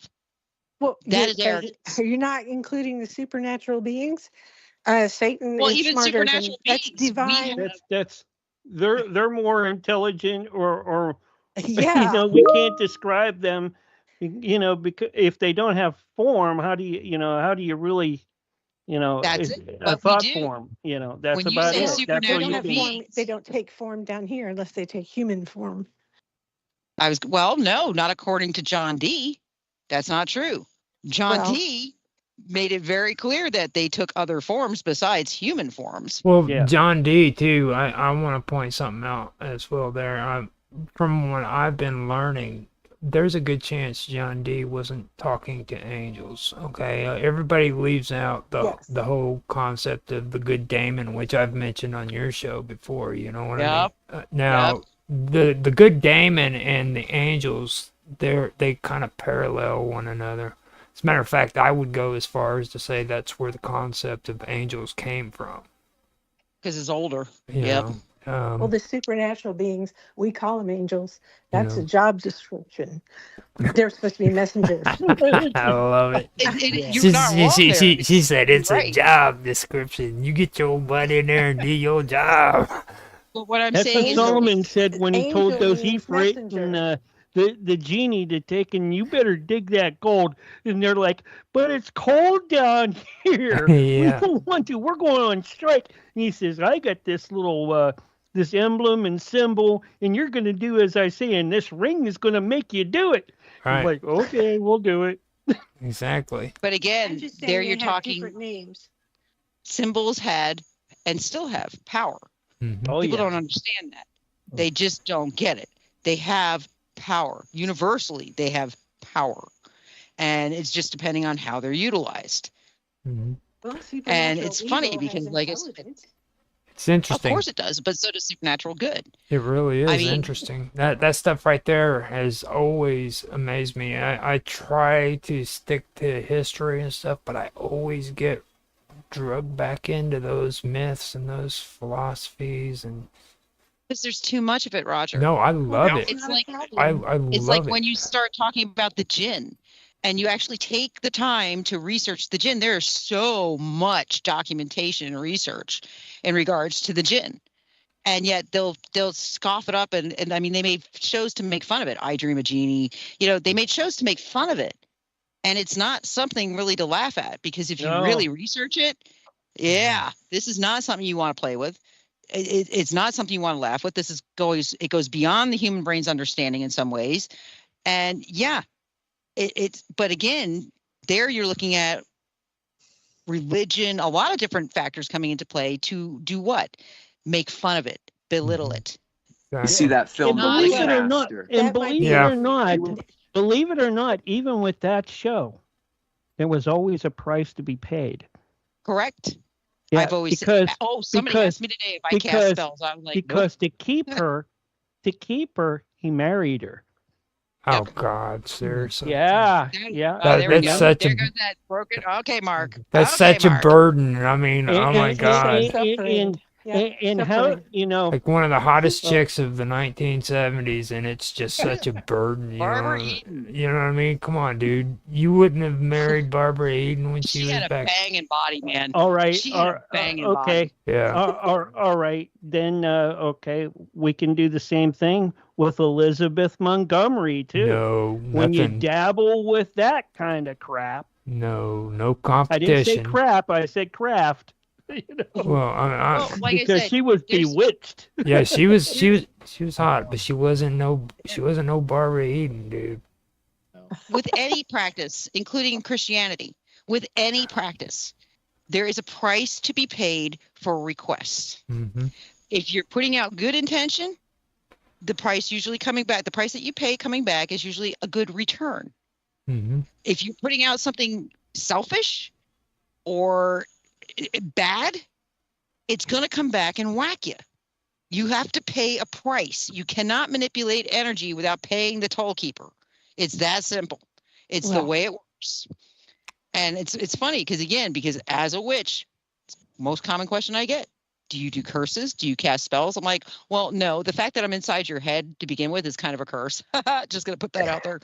But number two, the fact is that whatever I have to do, whatever I would do, it's going to come back at me. Yeah. I'm not willing to pay that price. Hell no, I would never put my loved ones in that kind of danger, ever. My whole thing is about bringing a symbiosis to my surroundings and my nature, not to disrupt it. Right. And Where's Raph Can- at? Let's Do talk I about get to talk Oblivion. next week? Where's Sonya at? Let's talk about Oblivion. They bailed, Sonya had man. to go. They Sonya bailed. had to go. She was saying she had to Oh, jump. man. And Ralphie is ass deep in his game. You kidding Yeah. me? He's gonna go in there and the Nancy, TV's are you probably gonna gonna be let on the me do ground. it next week?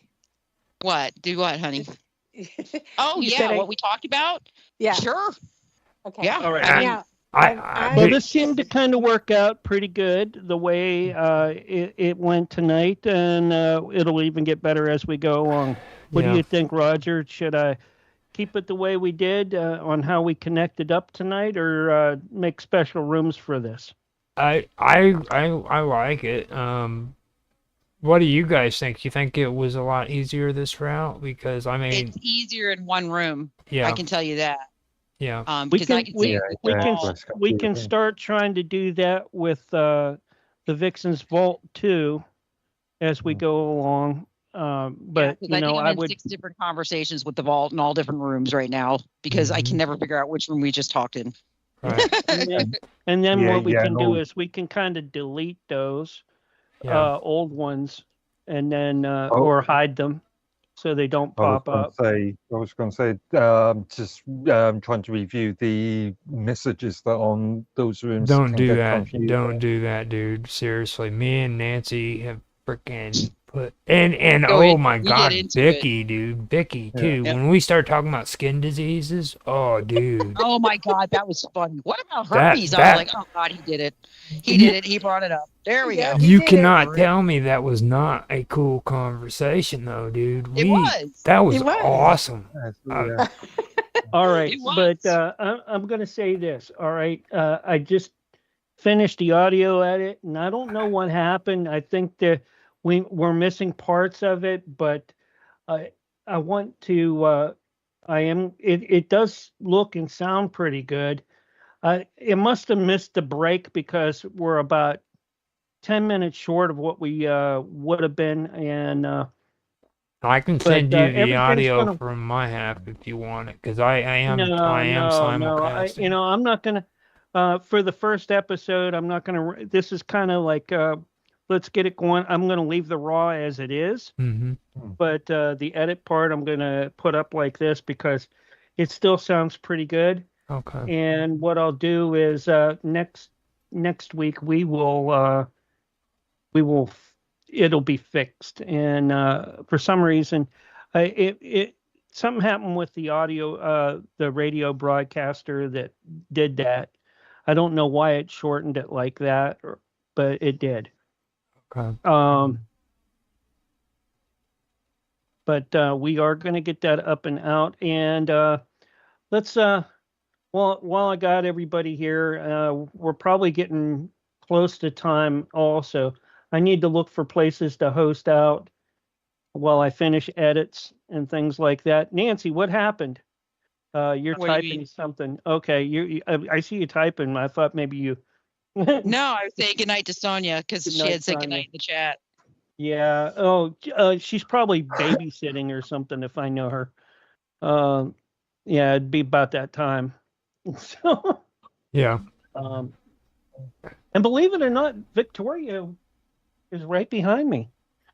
Excellent. Oh, See up on the Excellent. bed there, Victoria? Hello, Victoria. Oh, hello. I hope Hi, we didn't. Victoria. I hope we Hey. didn't spook her. oh my or God! Look at anything. how big she got. Oh God, Wow. She's I remember when your 13. mother was pregnant with you. Nancy, she's 13. Yeah, Wow. she's Noah's age. I know.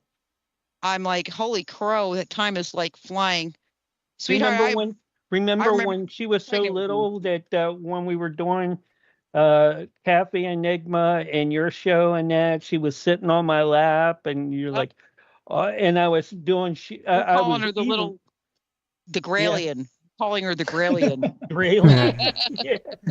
Well, that could have been Katie too, though, because No, all it of was them were. Victoria. I do remember that because it was. I remember because I remember Angela being pregnant and being her, and I remember you were just so proud to show her to me, and you're like, she's my little alien, and we had Micah Hanks on the show Yeah, not too long before that. And you're like, my Gralien. And I was like, oh Lord, here we go. this is my Gralien. Yeah, you need to get Micah in soon.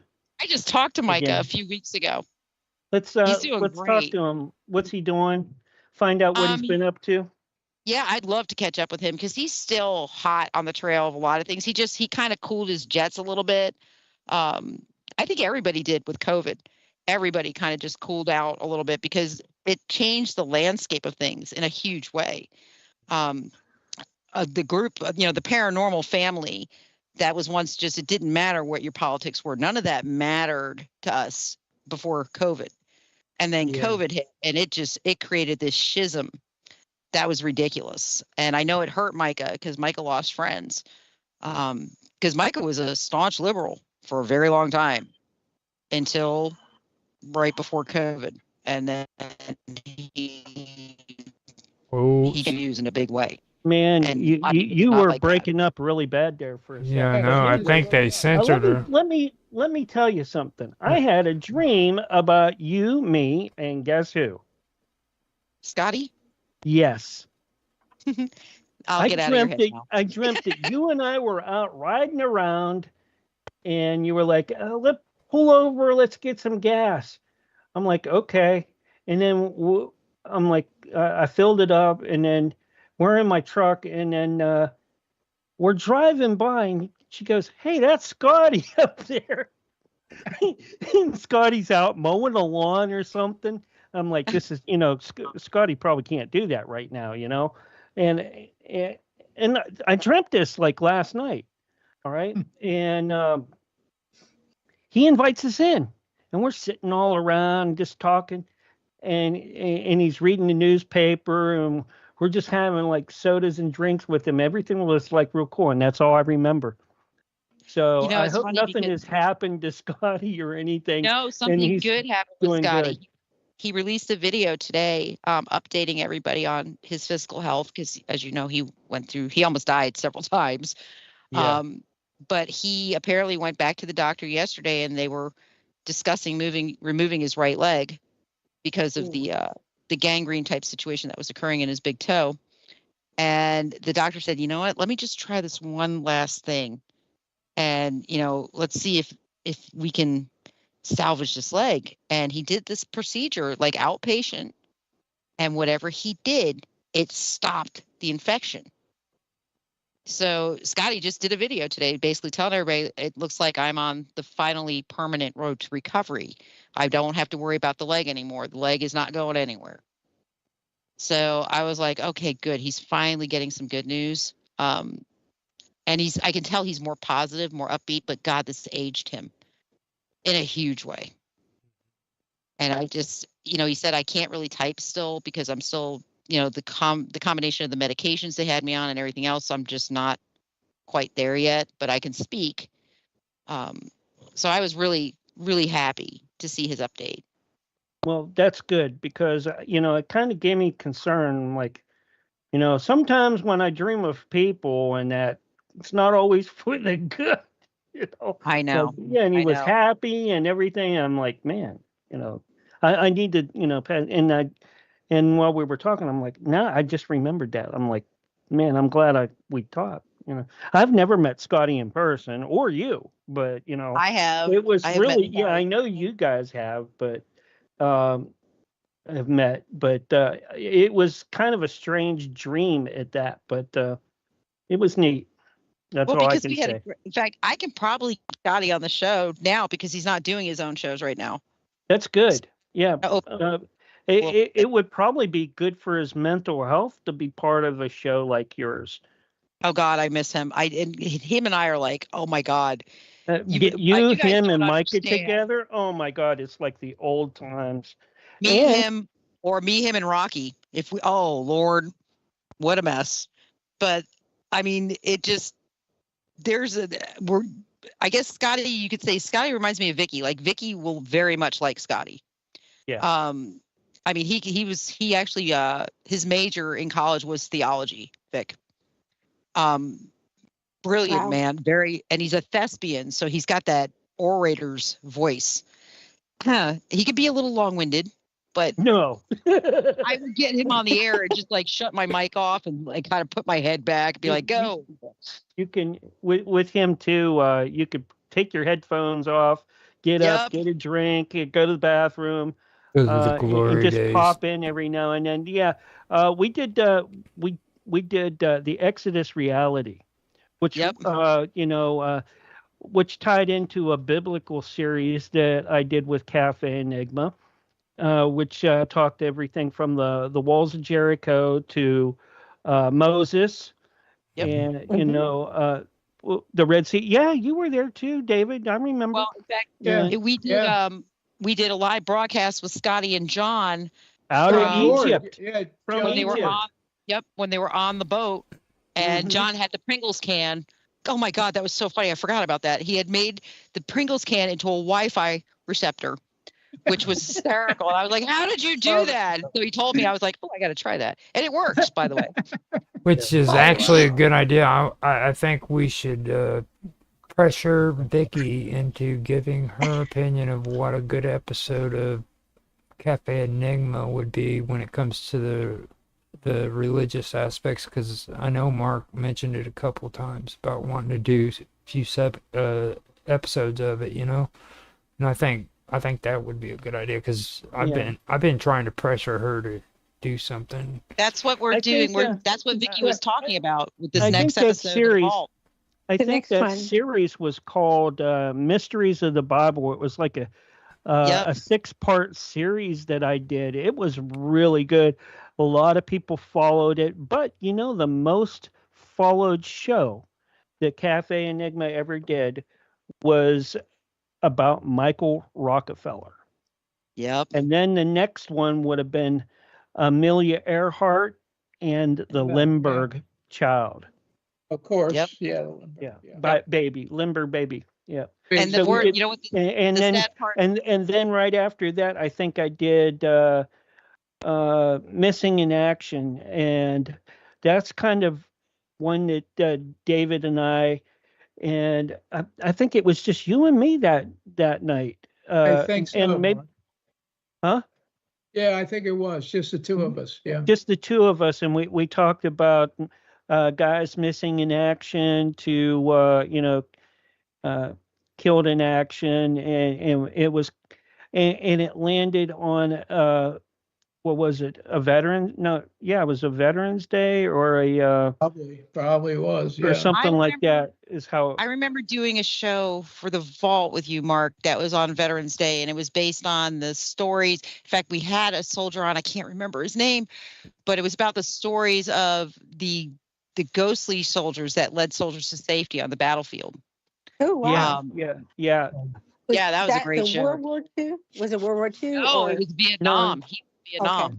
Yeah, Yep. it was. I know There a was one topic. for Vietnam, and then you also drew that back into something that went into Civil War and Revolutionary War. Yeah, I remember Revolutionary that War. quite well. That was I really good. I know a topic I keep forgetting about, and I always want to mention it to you guys. But the horse in World War One or World War Two that actually joined the army and fought on the Allied side and had no coercion whatsoever.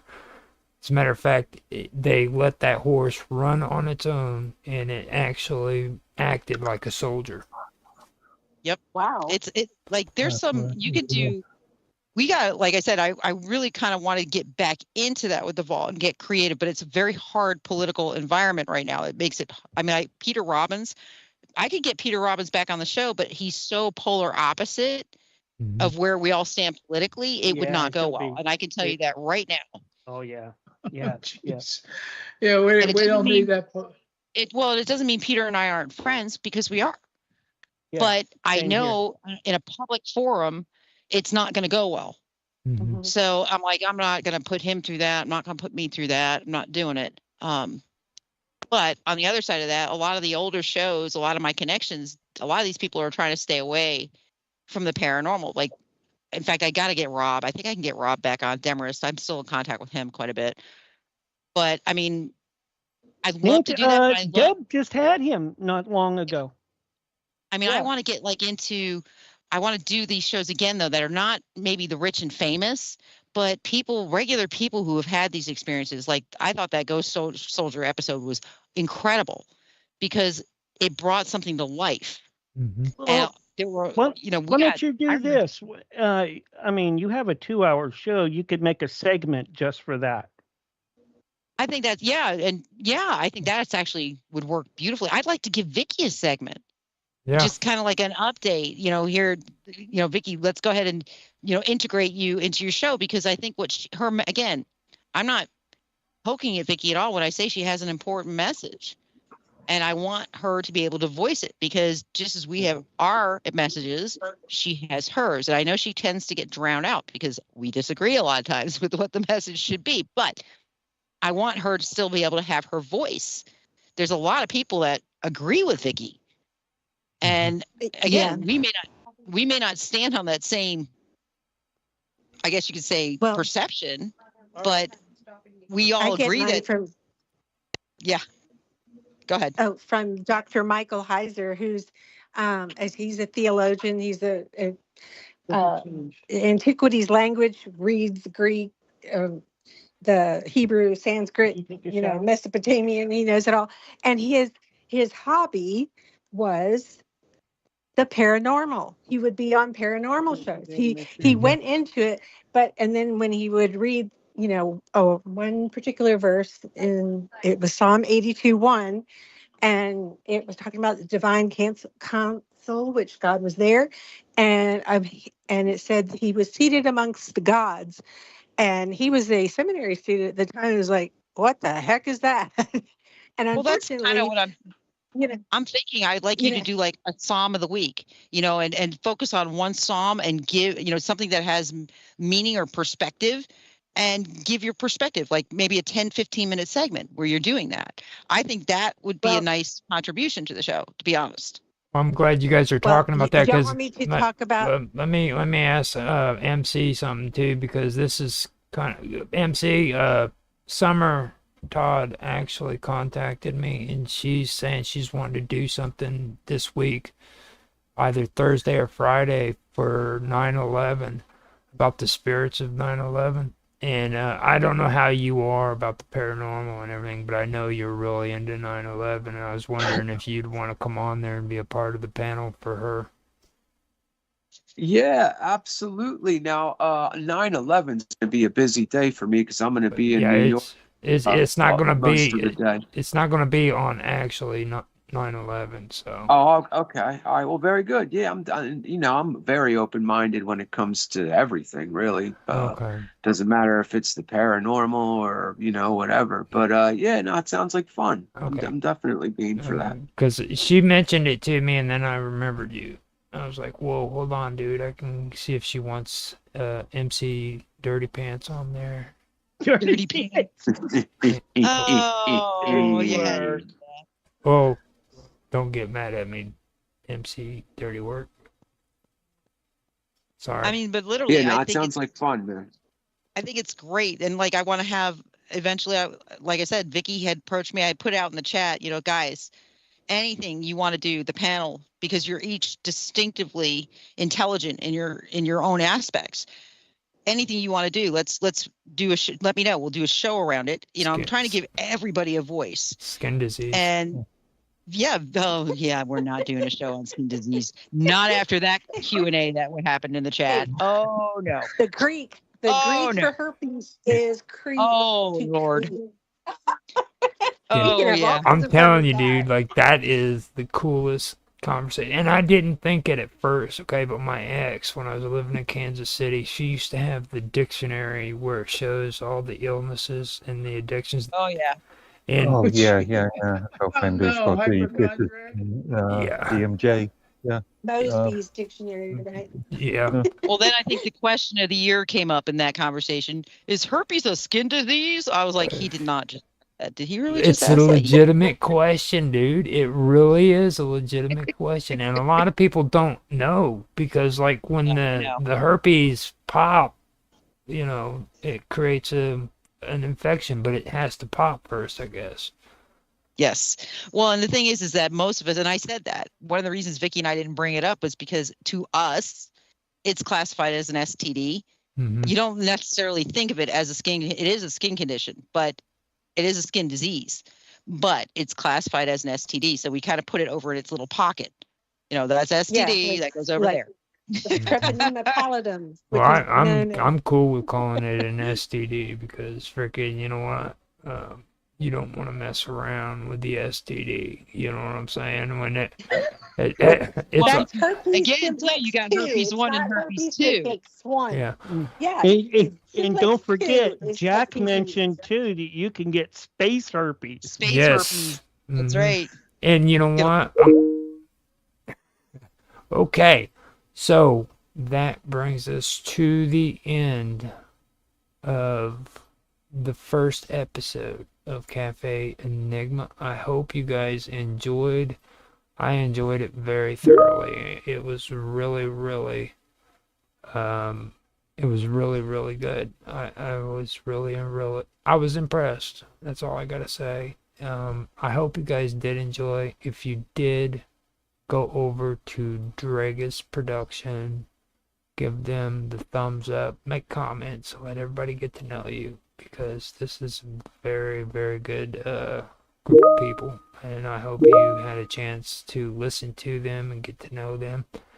And if you want to check us out, you can check us out on Rumble. You can also check us out on YouTube at The Wonderful World of Weirdness on both platforms. I also have Strange Stories on YouTube, which is kind of like The Wonderful World of Weirdness as well. I am on DLive, where you can find me at Roger_Hansen. I am also Roger_Hansen at Kick. On Twitch, I am also streaming as Infamous 1969. If you guys want to check me out at any of those locations, you can find me there. I hope that you enjoyed the show, and I'm actually streaming this on Infamous 1973 on Rumble, which I will switch it around and put it on the proper channel after I'm done.